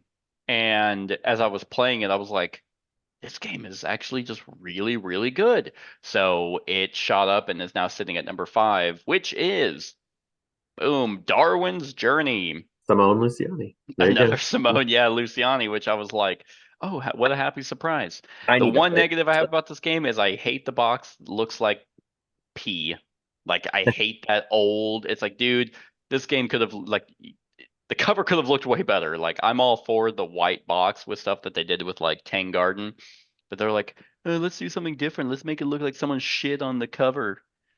Anyway, Darwin's Journey is a wonderful worker placement game that does a tweak on worker placement that I haven't seen personally. Throughout the course of the game, you have uh, 3 workers. Well, 4. One's just kind of a wild that can go anywhere, but you have 3 workers that you have cards also that can kind of represent these 3 workers, and they have goals, with which you're trying to get different colored seals. So I have the Kickstarter stuff where it's like not plastic, but it's like a waxy kind of feel. I actually don't really like that all that much. I probably would have much rather had the tokens, but anyway. Uh, over on the board, over on the right side, you have like 3 spots to put different colored seals, trying to get them to match what these workers want because they're going to give you bonus when you get the colored sets that they want. But what's really neat about that is now those workers have requirements to be able to go to various locations. It's like, oh, you want to move your ship? Well, to move it the max spaces, you need to have 3 blue. The worker you're sending has to have 3 blue seals. And I find that fascinating. Like worker upgrades is something that I haven't seen anywhere. I feel like it should exist somewhere else in some medium or another, but with a lot of agency that you have here on how you want to, you know, have these workers be like, okay, here's my worker that's for exploring. Here's my worker for getting seals. Here's my worker for going and writing letters and just things like that. You prioritize them as like what they're an expert at. But yeah, in this game, you're following Darwin's journey and having explorers on the 3 different islands as your ship moves forward. This looks like it's actually towards the end of the game, but you'll drop off little workers that an action is to have them move and get bonuses, place tents down, get research icons that you can go and take to a museum for massive endgame victory points potentially. There's a small area of control section with the letters where you're placing stamps out to be like, okay, at the end of the round, whoever has the most stamps on this section will get, you know, more money or get this extra action. So there's just something like that. What's also really cool about this game is that you can go and you have these lenses that you place that unlocks additional worker placement sections. The one thing about this game that is kind of difficult, especially if you're playing it at 2, is you pay a coin penalty if you go to a section that other people have gone. In a 4-player game, in between those books, which I don't know if you'll be able to point to them, there are these ribbons. They're like red things up at the top. So a little bit to the right. Yes, those. Nope, to the left. Left. Nope, nope, nope. The right. Nope. A little bit to the left, the little red section. Oh yeah, this thing right here. Yep, so that's a ribbon. That's actually in a 4-player game, you put that to show that those 2 spots are different. Meaning that, okay, the left side is the action you do if you want to go explore the island. The right side is if you want to move your ship. If you go where someone has already gone, then you have to pay a coin penalty. In a 2-player game, that ribbon's not there, so both those actions are one section. So no matter what action you're doing, you're going to be paying a penalty. Eventually, it doesn't matter because you do start getting more and more income, but early game, it's really rough. Like you're pretty poor, which I guess thematically makes sense. Like I can imagine that it's like this expedition is going to be we're, you know, flush with cash.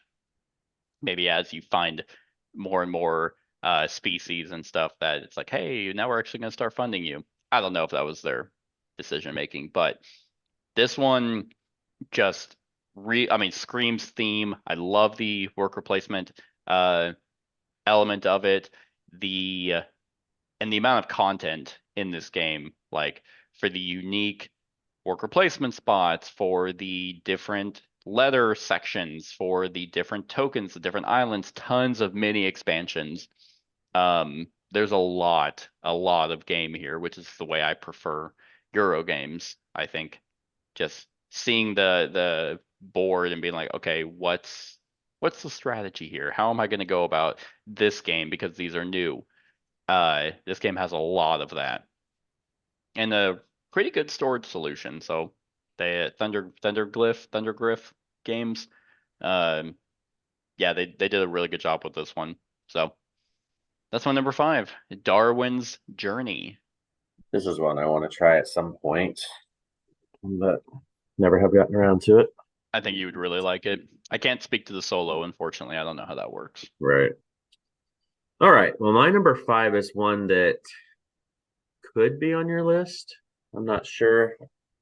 I know we liked it when we played it together at one point. The art in this game is almost photographic. And it really surprised me when I played it. I knew it looked really cool, but then when I started playing it, it just really hit home. And that is Earth, which is Tom Vassal's number 1. Yeah, I saw that. This one was my number 12. Okay, so just missed. Again, got pushed out last minute. Yeah. This one is a beautiful game anyway. Mm-hmm. If you like tableau builders, again, awesome. And what's cool about this is I I like that whole thing where uh when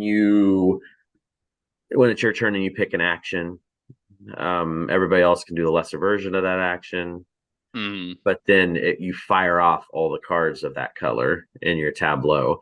The engine building in this game is insane. yeah.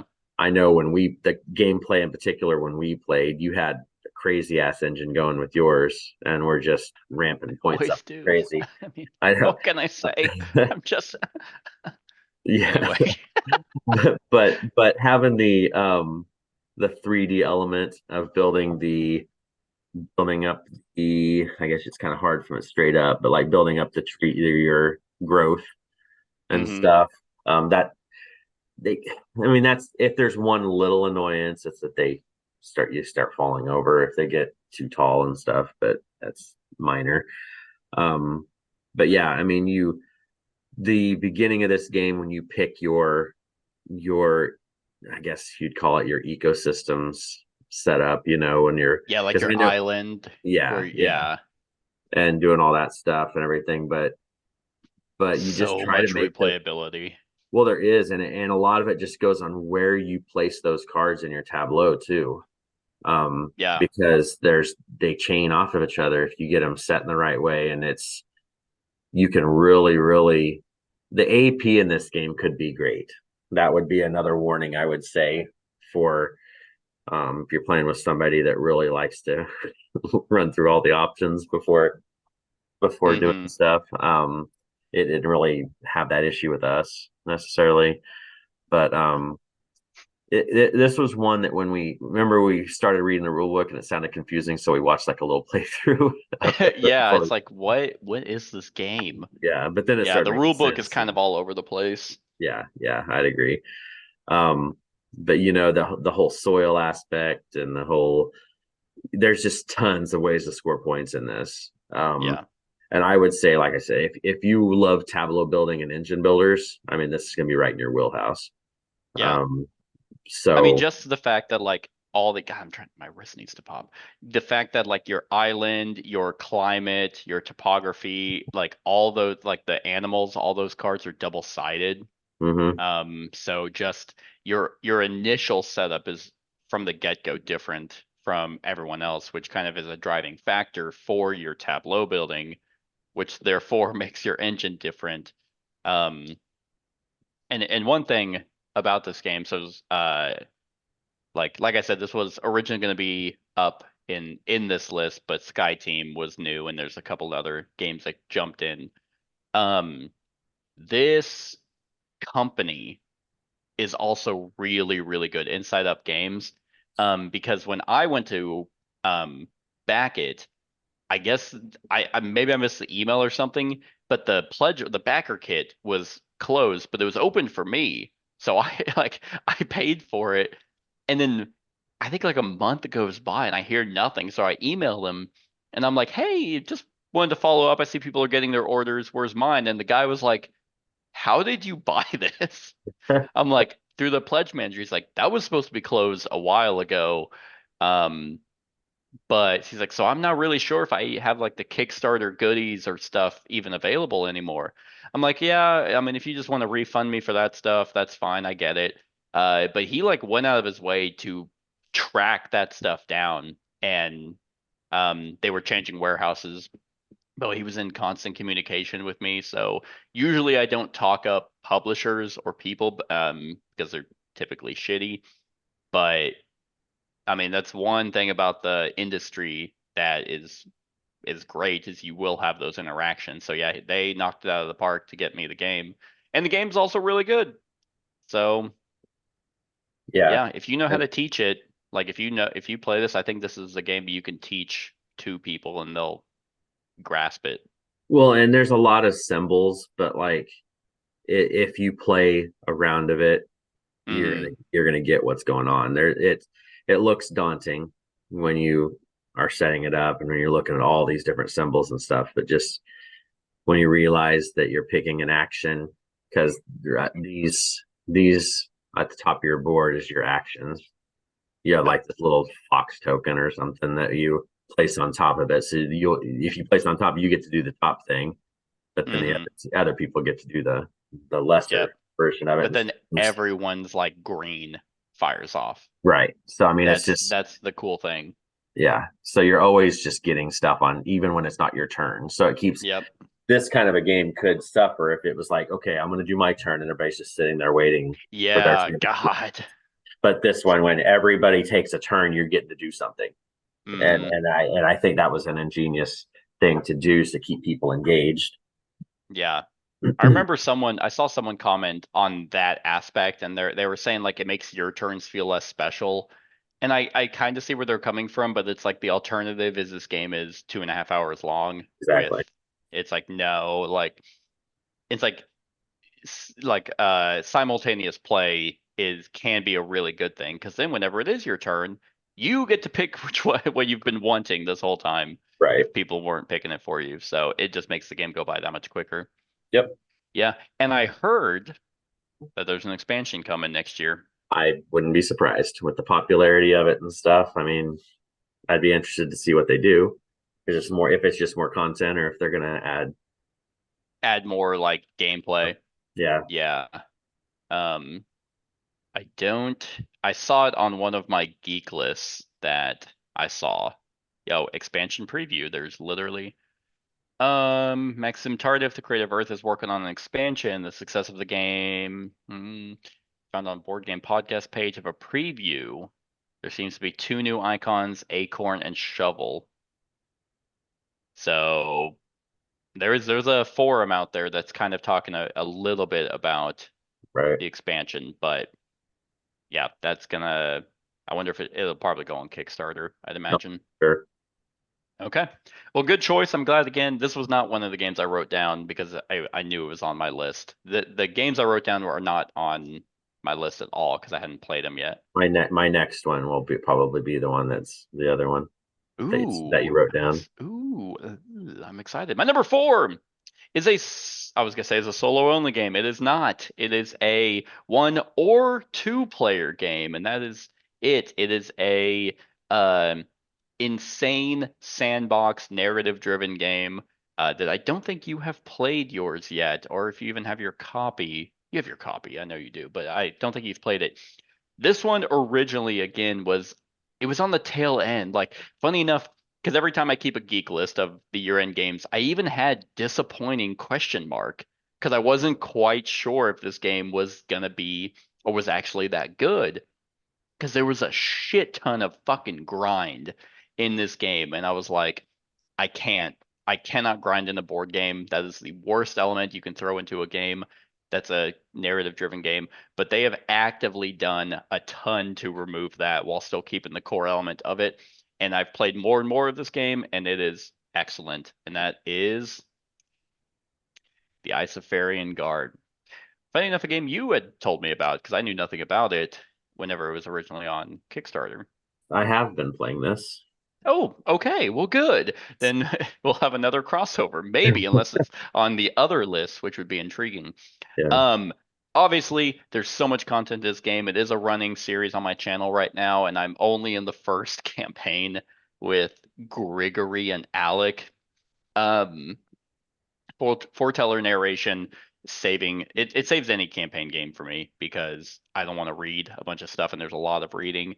And with their latest expansion, they are doing foreteller for the side quests and extra stuff where we get to hear Cepheus. He's the sexiest character out of the whole game. But my friend, whenever I mentioned Cepheus, he literally thought it had insert name here Oh plus yes. ES because that shouldn't be anyone's name. But Isofarian Guard is one of the most sandboxy games, which I know some companies like to throw that term out there and then they're like, it's a sandbox game. You can do whatever you want. Really, you can only do two things. Uh, Man, yeah, this one has a lot going for it. Very, very video game-esque because the towns will have side quests, they'll have bounties, they'll have I mean there's caravan quests, there's your main campaign. Nothing's stopping you from once you get to a certain point, which spoiler, you get to a hub area. Like any of these games gives you a hub area.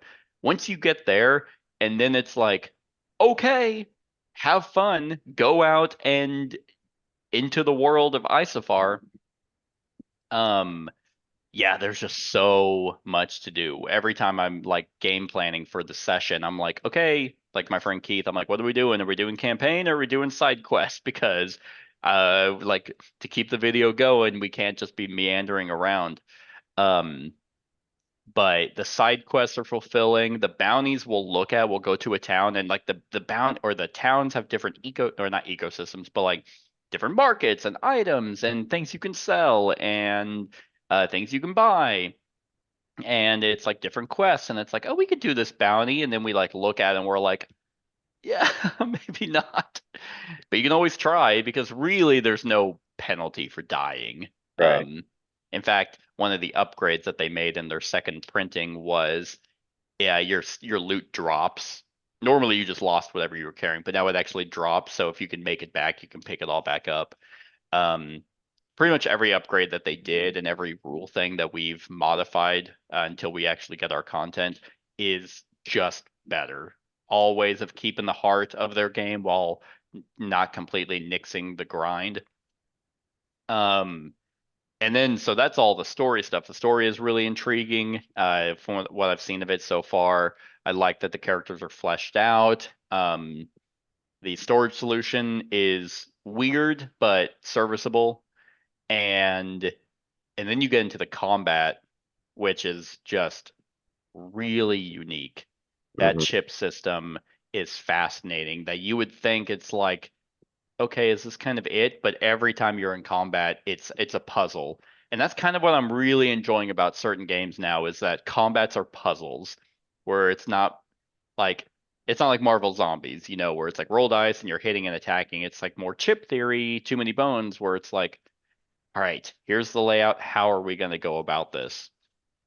Um, just from the two characters, Alec and Grigory play radically different from one another. And once you start getting XP and resources and upgraded items, you really start to feel kitted out. And the sense of progression you feel as you've leveled up and you fight something like a while that was really kicking your ass. Now it's like, oh man, like this is really mundane.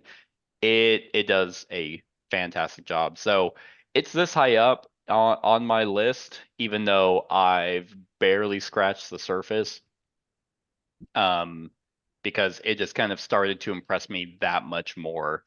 Um, than whenever I was originally like the first couple games, I'm like, oh no, the grind, it's gonna be awful, and it was.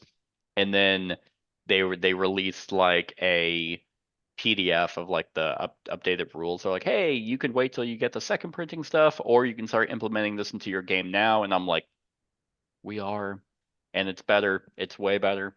So that is my number 4, Isofarian Guard.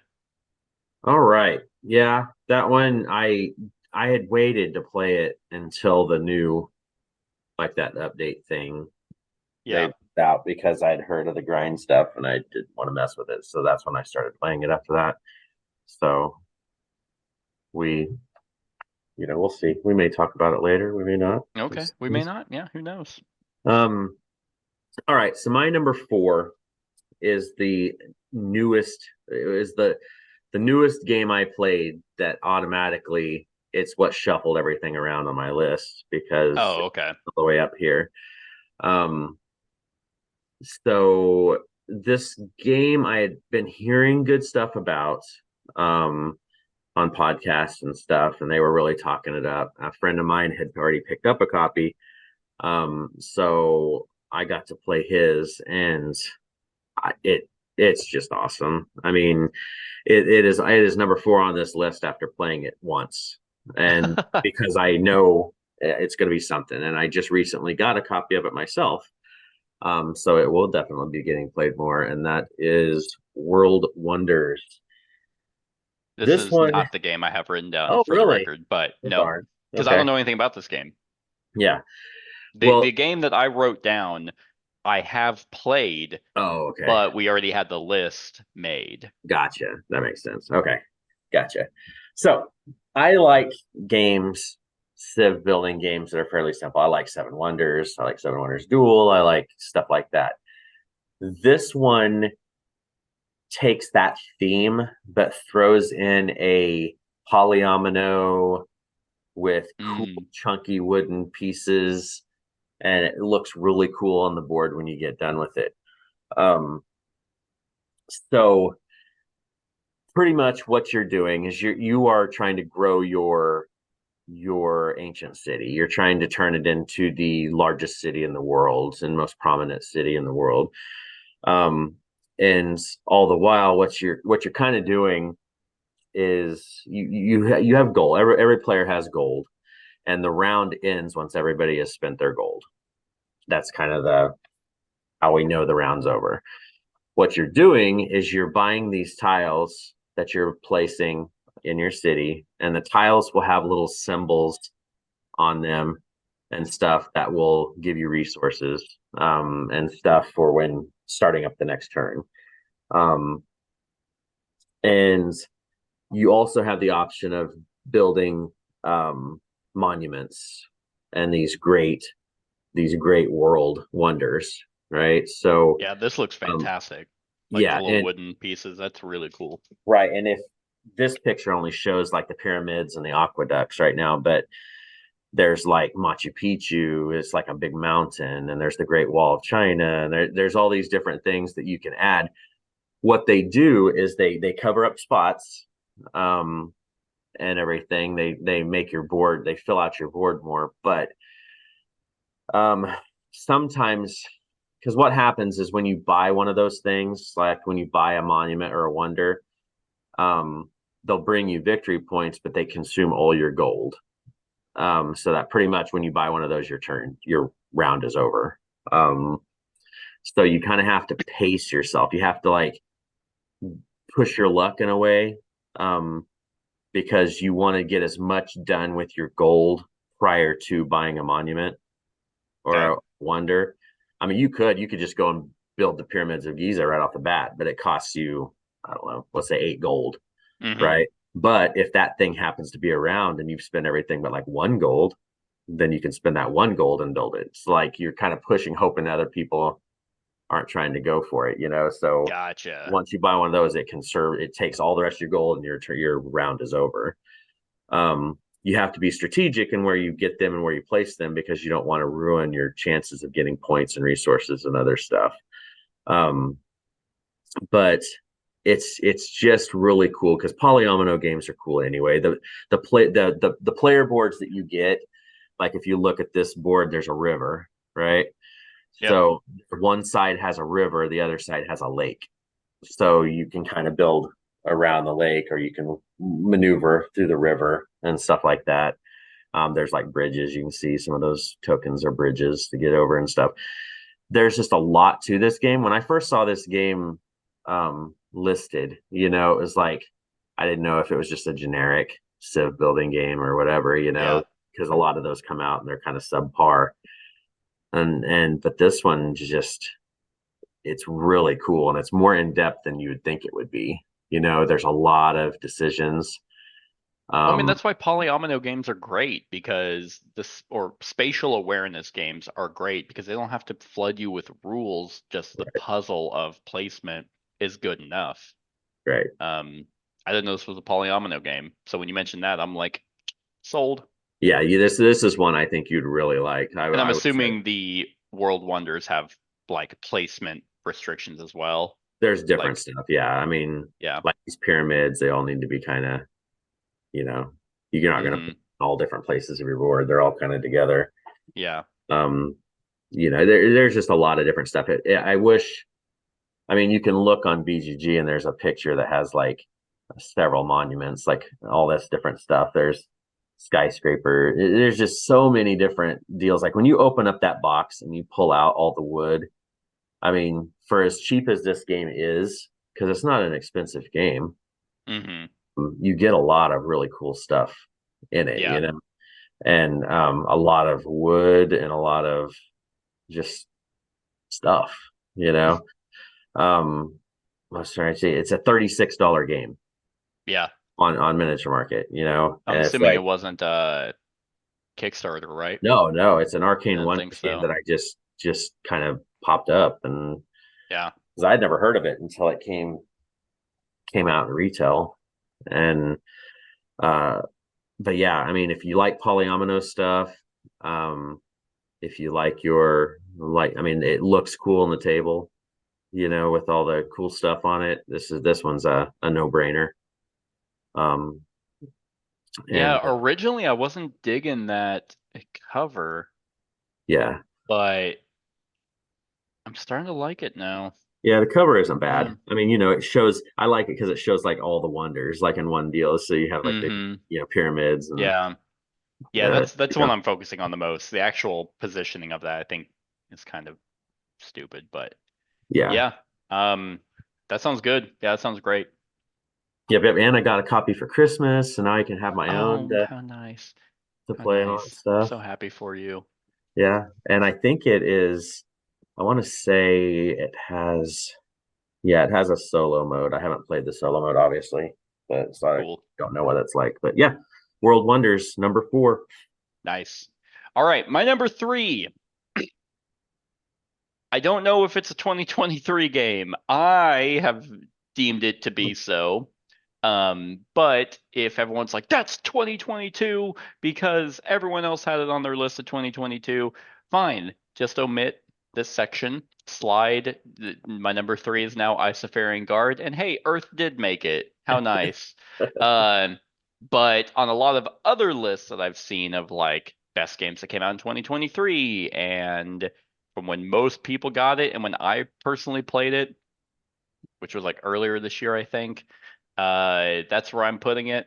And surprisingly, you'd think it would be number 1, but it is not, and that is Frosthaven. So Frosthaven is basically everything Gloomhaven, but better in every way.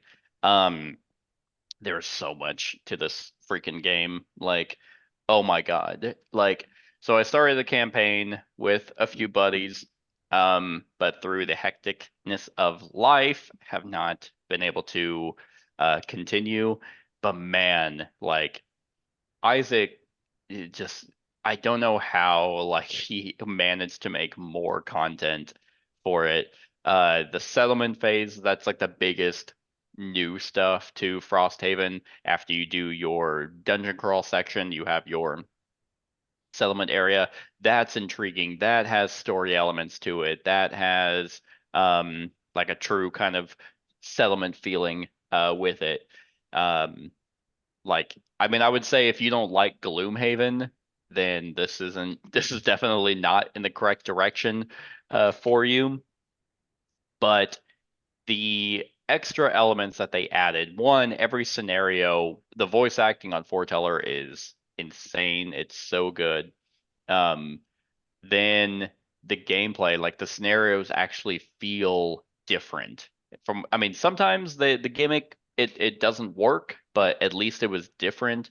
Whenever you're replaying Gloomhaven and like 80 of the scenarios are kill all enemies, it's like no matter what the scenarios in this are, a breath of fresh air. Um, I have yet to play one that was actually, the same um, from one another.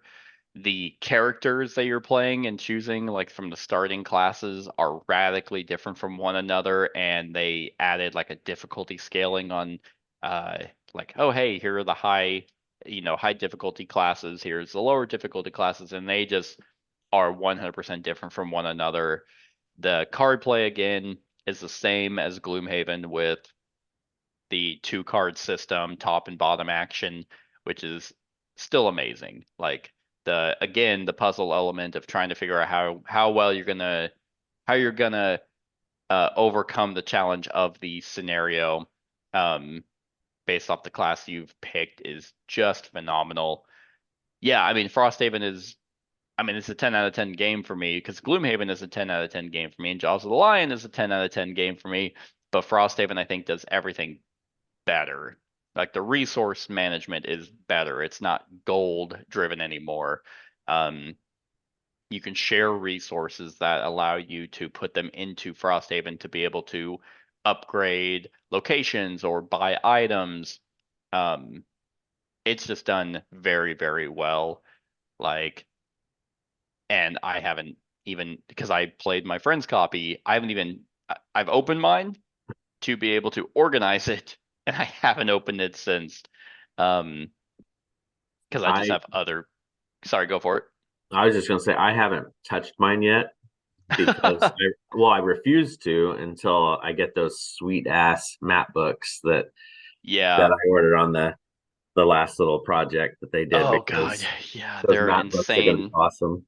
Gloomhaven Festival, Yeah, whatever they were called. Yeah. I mean, the only thing out of that thing I'm not touching is the minis. Like, I was originally gonna get them, but I'm like, I really don't have a place to store them, and the standees work perfectly fine for me. yeah, I would have gotten the minis if they would have just had the Frosthaven bundle, but you had to get Oh, the Haven one in the front because yeah, some characters cross yeah. over.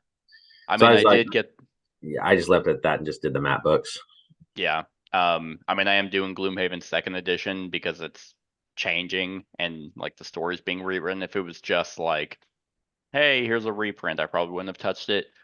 But yeah, the map books are going to be. I mean, but even the tiles for this are not bad. They actually have art on them, Mm-hmm. which is nice. So I'm not super upset by the tiles here. But yeah, the Jaws of the Lion map book, which I know through an interview I watched, he was asked why he didn't do map books for Gloomhaven, and just because of the sheer amount of work it goes into making them, and they already had the grand festival thing going on that they couldn't put in the Gloomhaven ones. But as far as I know, that's still coming at some point.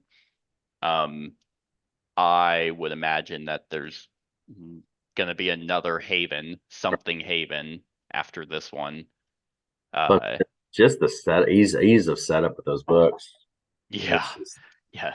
awesome. It's yeah. I've shown so many people Gloomhaven. Like I showed a buddy of mine Gloomhaven Jaws of the Lion. Played at 4. It's like it's a blast. The characters in Frosthaven and Gloomhaven and all those are just so unique from one another that it's fun at any player count. Frosthaven, the campaign I'm in is at 3. With I played the oh shit, I don't remember what they were called, but they were the class that had the 2 decks for melee and range. That's what I chose. And then there's another class that's the Blink Blade, I think. They actually can screw with their initiative and their cards, play off if they're going fast or slow. And then the Bone Shaper is my friend's wife. That's who she's playing. Just has a bunch of summons that actually matter. Like they're cool to summon.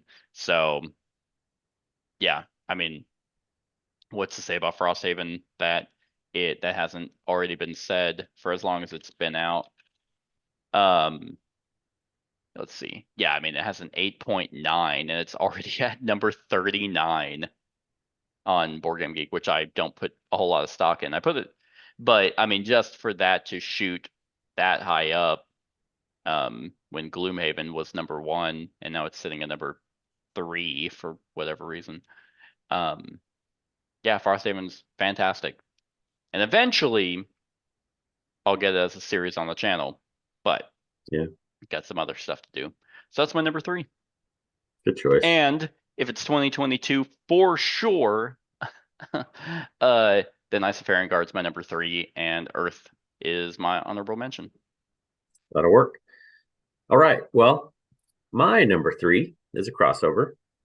Oh my god, it's fucking Isofarian Guard. You are correct. Nice. Nice. Yeah, We were really hey, we had the same number crossover. Frosthaven doesn't count. Yeah, this one was, like I said, I had waited until that update of rules update thing kind of came through to make it where it wasn't grindy, because I don't have time for that. But right. Yeah, I mean, for all the stuff you said, this gives me a feel of a chip theory game because of the chips and all that stuff Because of the chips. Well, I mean, that's a lot of, a lot of, No, it is, yeah. you're always messing with the chips in chip theory games, and this one has Yeah. those weighted chips that you're pulling out of a bag to do stuff, and there's a lot of decisions with this. It's got the unique battle you had talked about, the uh, the audio stuff is outstanding. The I'm just accessibility of this game as well, mhm. like it feels minimalistic while also still being kind of grandiose. Because there's not a shit ton of tokens, like little bitty tokens. There's not like everything is just condensed on your board. There's no arena map they have to pull out. It's just those 4 boards Yeah. when you're fighting. Well, and this was one of those games, like, because I didn't do the original campaign, I knew there was a late pledge, and that's what I went Mm, for, and then I told you about it. But it was a cheap game for what it was. It was like 120. 200. Well, it was Oh, was it 120. It was 120? 120 some odd dollars just to get the deal, and then I added the sleeves Oh, okay. and stuff like that. But yeah, I mean, it was for the original deal of it being that cheap to get all the crap that you got and the quality of stuff with the recessed boards and you Yeah. I guess I added a playmat too, so it's probably about 200 after you added a I playmat. think it was at So least my pledge was 200, but I guess I didn't yeah, take into consideration all the extra stuff I yeah. got. But I think the base Um, pledge was like 128, I want to say, or something that's like that. insane. I know for all the crap that you get and everything, it's nuts. And I Maybe don't it know is what they just plastic that jacks up those prices, or it, maybe it's Simon is lying about their like who their knows. funding because chip theory games aren't expensive either. Yeah, and I'm waiting on another game from this company. Sky The Kingdom, is that what they're called? Dungeons of Infinity. It's been Oh, on my that's list right. for a while. They did a second edition of it. So when they bought it from somebody, the original company, and they're putting out a couple expansion with it. So I'm expecting the quality to be just as good as this, and it looks like it'll be a really Hmm. cool game as well.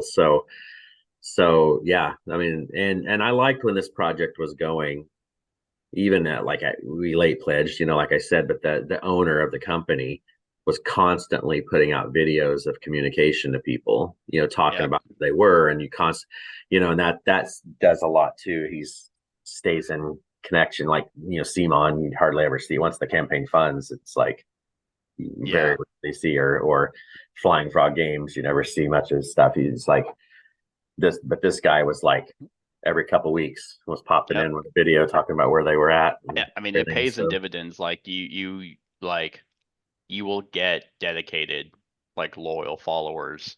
As long and even if it's like, hey, no update. Oh, at least I fucking heard something. right. Like, yeah. They did you keep up with like their second printing like updates that they're adding to the game?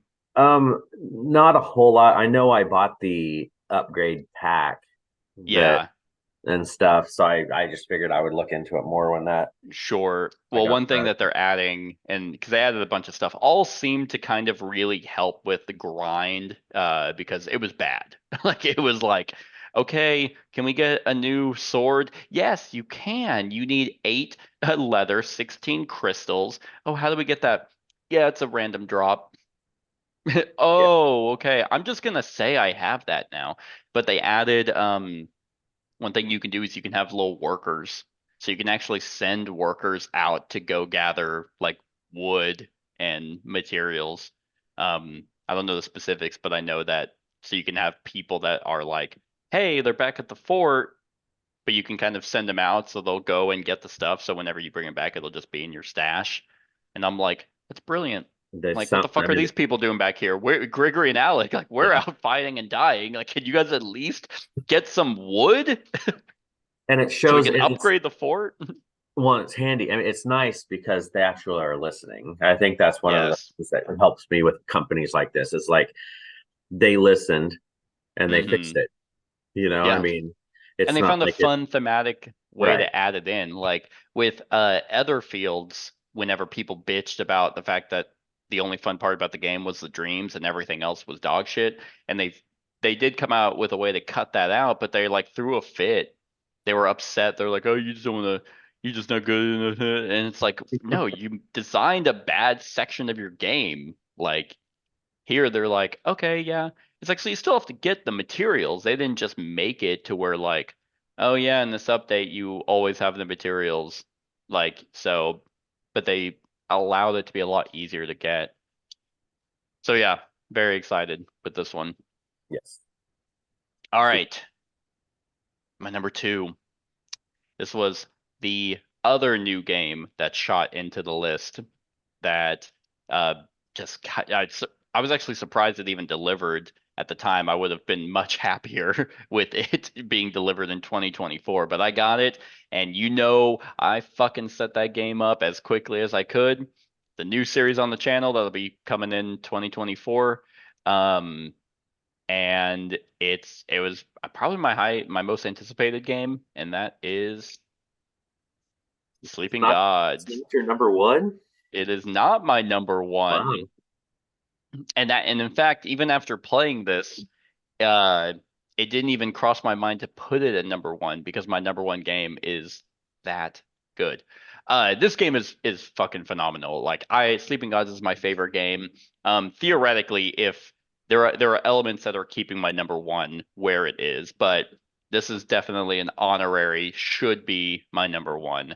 Um, yeah, it's everything that's great about the original, but improved. Like some of the stuff in the original game with command tokens and kind of like the fiddliness of it have been removed in terms of like everyone has a hand of cards that they get to play for items and stuff. Uh, the things that they did change about this are just inherently better changes. Like now you kind of have a fast travel section with your plane if you want to go to somewhere that's on the side of the board on page 9. In the original game, you would have to travel by ship and have to do that action over and over. And now it's like, okay, well, we're going to go to where the plane's at and fly there. And just kind of pop on that section because we know we need to go to a place just north of that. So fast travel, there's only 5 characters instead of 9, I think, that you have to manage, and those characters are they're able to be built and shaped a little bit different with the action cards. This game uses a time element where it's like, okay, to explore costs 2 of your time, to fly costs 2 of your time. So it's a lot quicker to go from turn to turn, player's turn. So basically, if Sleeping Gods was already a 10 out of 10, and even with the improvements of that, I wouldn't modify that because I think it works for Sleeping Gods. Distant Skies is equally that, but better, with the same amount of storytelling and audio narration. Like it's just that much. Like it makes it so much easier. And Foreteller did like a really cool thing where the narrator is kind of like this old timey 1920s radio kind of sound. Right. So that's very atmospheric. Um, they did some really cool stuff, kind of like what uh what was that game called? Folklore wanted to do. Whenever you're doing certain fights or you go to certain sections on the map, in the exploration book, it's actually a zoomed in section. So on the map, it's just trees, but like in the book, it's actually like, hey, here's a bunch of actions you can now do Right. in this. You can climb a tree, you can, sit down, you can read, and all these have story elements to it. Um, yeah, it's so good. It's like I love every second, and this is a dangerous game to play if you have something to do because it's like you'll be playing and you'll be like, "Oh my God, I forgot to pick my kid up from school and they've been there for 2 hours," because you just like, and I keep like a timer in my head. I think each episode I keep it like a max an hour, but it's like, oh shit, yeah, we've been playing. We have 6 episodes. That was 6 hours that just flew by, which is really, really good. And then they kept the combat relatively the same, the puzzle element of kind of like placing the damage in certain sections so the bounce back, like the retaliation, isn't as bad. And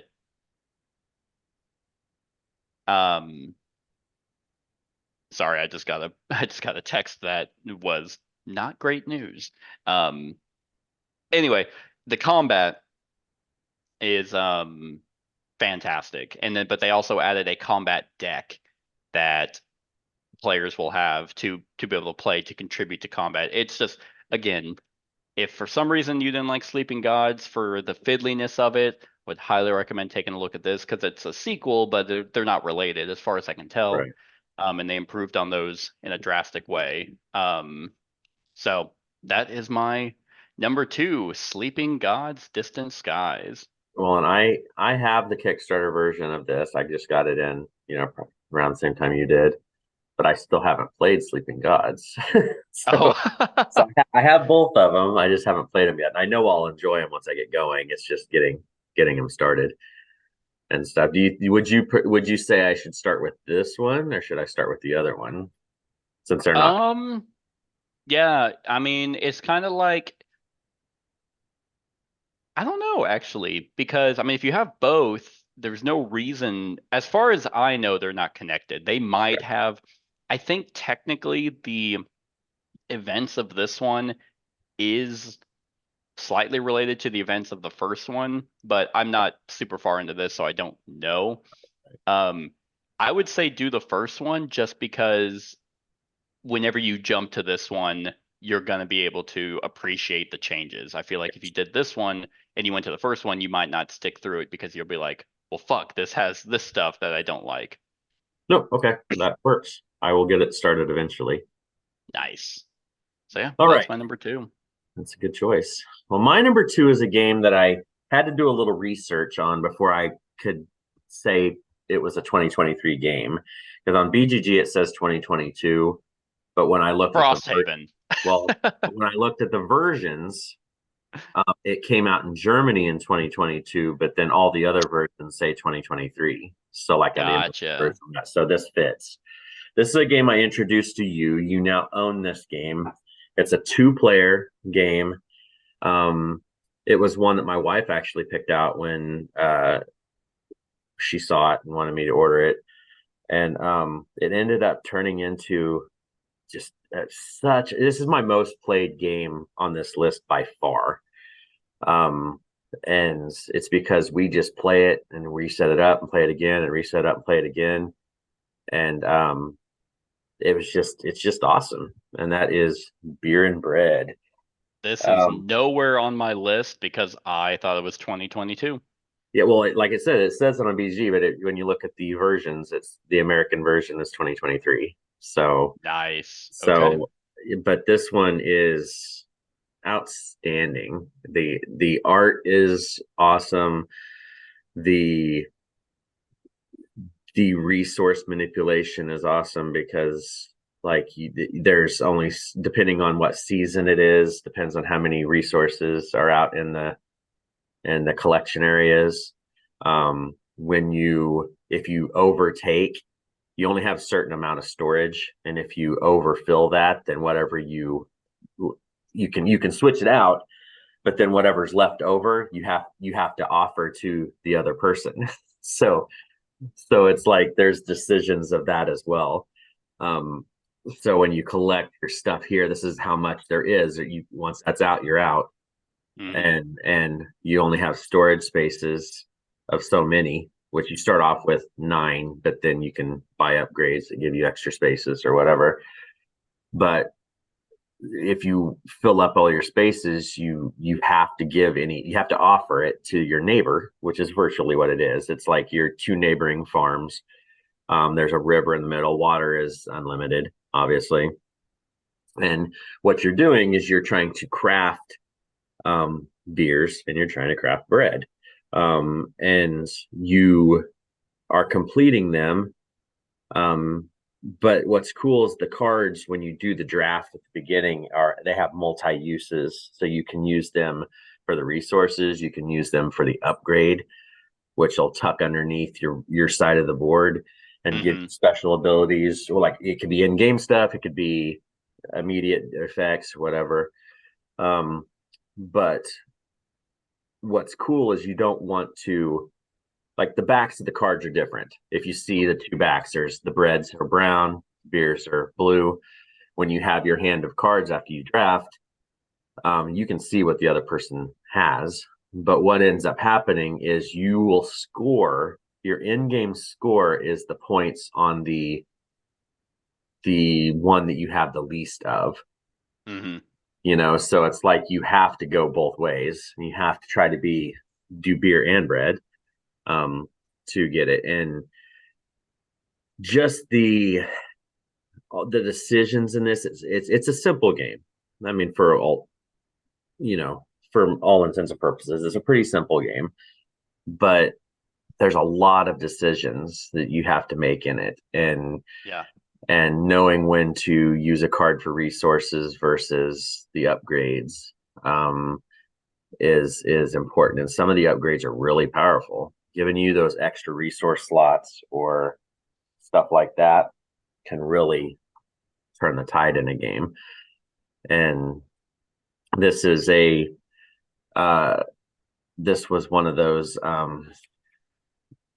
Well, mine says Pegasus Spiel. I thought mine was Capstone.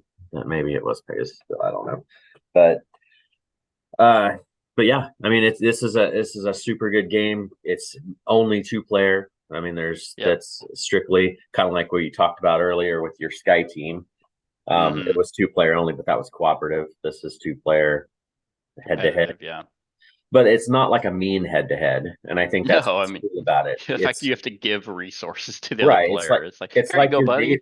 Yeah, it's like your neighbors, and so you're using the same fields to get your resources. It's like a dick measuring contest, but you both are still content with the size. You're like, hey, I mean, I just want to know, like, who's bigger, but like, I'm happy either way. Right. I'll be happy for you if it's bigger. Yeah. So that's exactly what this game is. Beer and bread, dick measuring game. But it's kind of a simple name, but I mean it's straight to the point. I mean that's what you're doing. Making beer and you're making bread. I do like this game. Yeah. It's a good one. So that's my number 2. Beer and bread. Number 1. I have no idea. I have no idea. Because I figured Sleeping Gods was going to be it. I figured that was your automatic. Yep. Nope. I mean, and well, 1, because I thought it wasn't even going to make it, and then it did, and I was like, yep, this should be my number 1. I know what it is. You do? Yep. Emerge. Wrong list. No. So my number 1 is a game that I have actually played multiple times. And every single time I've tried to teach this game multiple times, that doesn't work out so well. It requires 4 people, in my opinion. I think you miss out on a lot when you don't have the max player count. And the sheer design of this game is what has kept it at number 1, and I'm just enamored by it. So my number 1 is Hegemony. Lead your class to victory. The designers of this game, Varnavis. Don't even try. Varnavis and Vangelis. They, from my understanding, are actual, like they actually majored and studied what this game is about, which is like economic, political science theme. Where in the entire game, like you play in a 4-player game, there's the 4 classes of the middle class, capitalist class, working class, and then the 4th player plays the state, all asymmetrical in how they're going about things. And I've seen people explain this game as that this is a political game without being political, meaning they're like the designers of this, there's no agenda. This is just how it is. It, like, if you were to take a class on this stuff, it's how it would be taught. And the fact that every action that every single player is taking, you can rationalize and have it make sense is brilliant. Because obviously you're trying to get the most points, and all players score points differently. Like, for example, if the capitalist class is jacking up the wages because they obviously, or they're sorry, lowering the wages because they don't want to pay out that much because every person that's working in their buildings, it's like, well, I don't pay you like as much as I can. The working class can go on strike, which means that yeah, they're not getting paid, but the capitalist player isn't getting resources that they need to make deals and imports and stuff like that.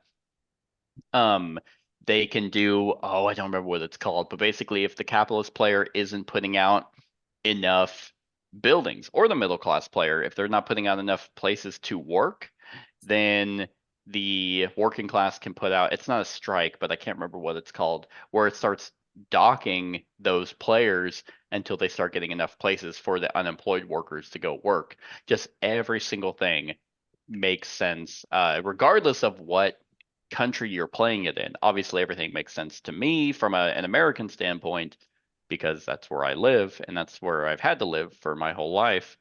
The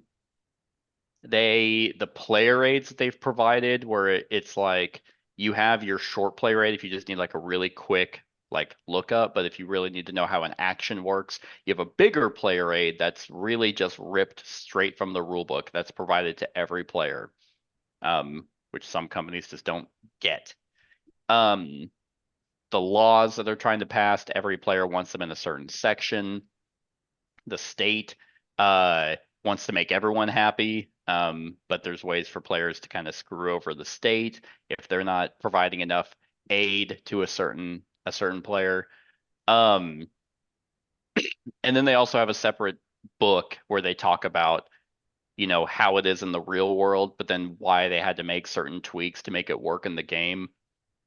It's just brilliant. Like some games that come out throughout the year, we've talked about 9, 10 of them that are great.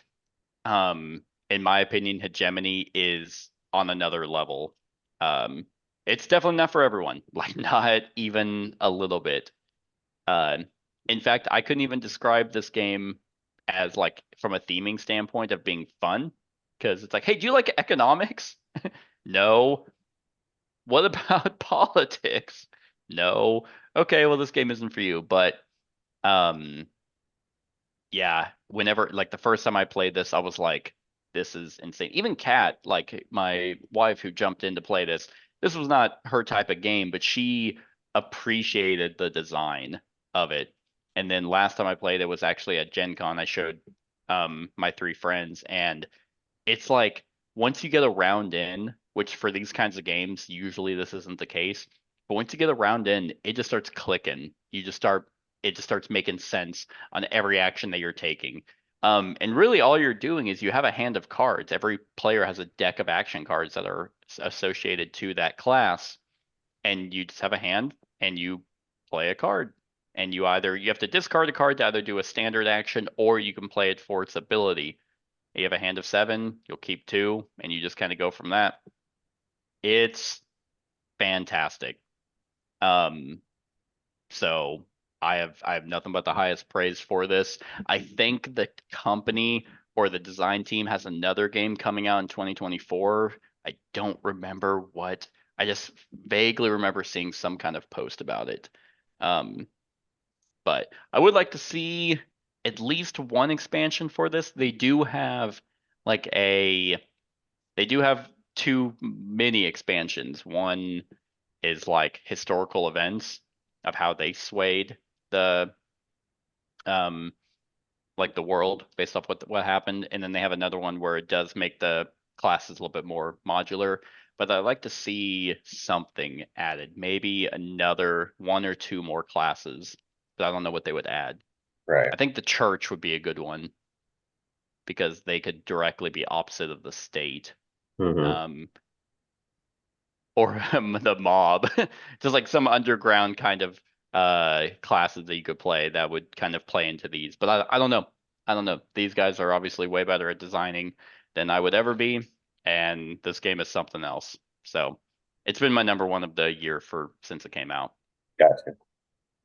Yeah, I don't think it really sings to me, but I can Yeah, definitely tell. theme wise, Yeah, I mean, this is kind of what I studied in college. Um, so at least the capitalist, like player or the playing the capitalist is like right up my alley. Um, I don't know. I'd be curious what you'd think of this game if you played it at 4, right. like if you would enjoy it or but yeah, this is kind of one that not everyone's gonna love, but the people who do love it really love it, and I'm in that category. All right. Well, I never would have guessed this one, so there you go. Sweet. Yeah, Do you my know number what one. mine is? Do I? Yeah, Is it a crossover? no. I don't think you actively like this game. Oh, well then let me look at a different list. Hold on. It is Star Wars. That's Oh stupid. God, no. My Toy number one game. of the year, Star Wars Rivals. Oh Yeah. yeah. No. I don't know. It's from Chip Theory Games. There's no way that came out in Yeah, 2023. it is the 2023. Is it Yep, really? it is. Hoplomachus Victorum 2023. Um, Oh my this was God, it is. yeah, it came out early. It came out like right at the beginning of the year. Oh, Um, that's so funny. this one, like Yeah, I I would said, have, hold on. I would have guessed this, but I thought it was 2022 for sure. You know what I think it was? what? I think at the time we were doing our top 100 as it got higher up on the list, you were talking about it. Right. So that was like obviously early in 2023. So I was like thinking it was still 2022. Okay. Yeah, this game's all right. Yeah, this one, like I said earlier, Chip Theory Games. I pretty much like everything they do. This one came out around the same time they did this with the Hoplomachus remastered, which is the 1v1 or whatever, however you want to do it. You can play it solo. This one's what really drug me into it because this is a solo only campaign version of that. It brings in some fantastical stuff where Hoplomachus is more, human on human stuff. This is a Mm, campaign going up to take on one of the gods. Vesuvius is erupting.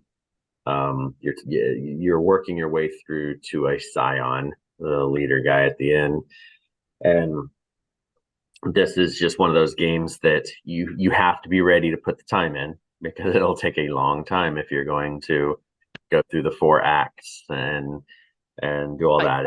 It's a I super heard game. they came out with an errata on how to make it quicker, or maybe it was a fan made thing. But I have heard that there are ways to play it, not in 8 hours. Yeah. Well, and that's the thing. I mean, this game, like on a solo only game like this, if I just have it set up and just run through it, I don't care that it takes that long. I know a lot of people do care about that kind of stuff. And the people that like that are like play 20 strong with Victorum and I'm and like, then oh you get hey, you get a really quick version, right? yeah.